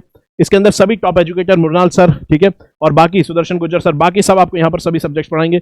50% ऑफ पे अगर डिस्काउंट चाहिए तो एनरोल करना होगा ये कोड लगाकर। उसी तरह से यहां पर आपको देखने को मिलता है सरवंत महराज सर की गाइडेंस में कंप्लीट इंग्लिश मीडियम कोर्स है, जिसके अंदर आपको यहां पर बेसिक से 0 से तैयारी कराई जाती है। कोड लगाना होगा SMK लाइव और प्रॉपर इंग्लिश मीडियम बैच आपको देखने को मिलता है। SMK लाइव कोड लगाएंगे तो 50% डिस्काउंट इस कोर्स पर आपको मिलेगा और आप इसमें एनरोल कर सकते हैं। आगे बढ़ने से पहले फिर से यहां पर आपको क्वेश्चन मिलेगा, हर एक क्लास में अब आपको एक क्वेश्चन मिलेगा जिसको आपको कमेंट बॉक्स में जवाब देना है, ठीक है, और नेक्स्ट क्लास में हम इस पे बेस पर आधारित क्विज भी किया करेंगे। कहता है which of the following is the eastern most site of the Indus valley civilisation. कहता है इंडस वैली सिविलाइजेशन की इनमें से कौन सी साइट जो है वो ईस्टर्न मोस्ट साइट है, मांडा, ठीक है, राखीगढ़ी, आलमगीरपुर या बनावली।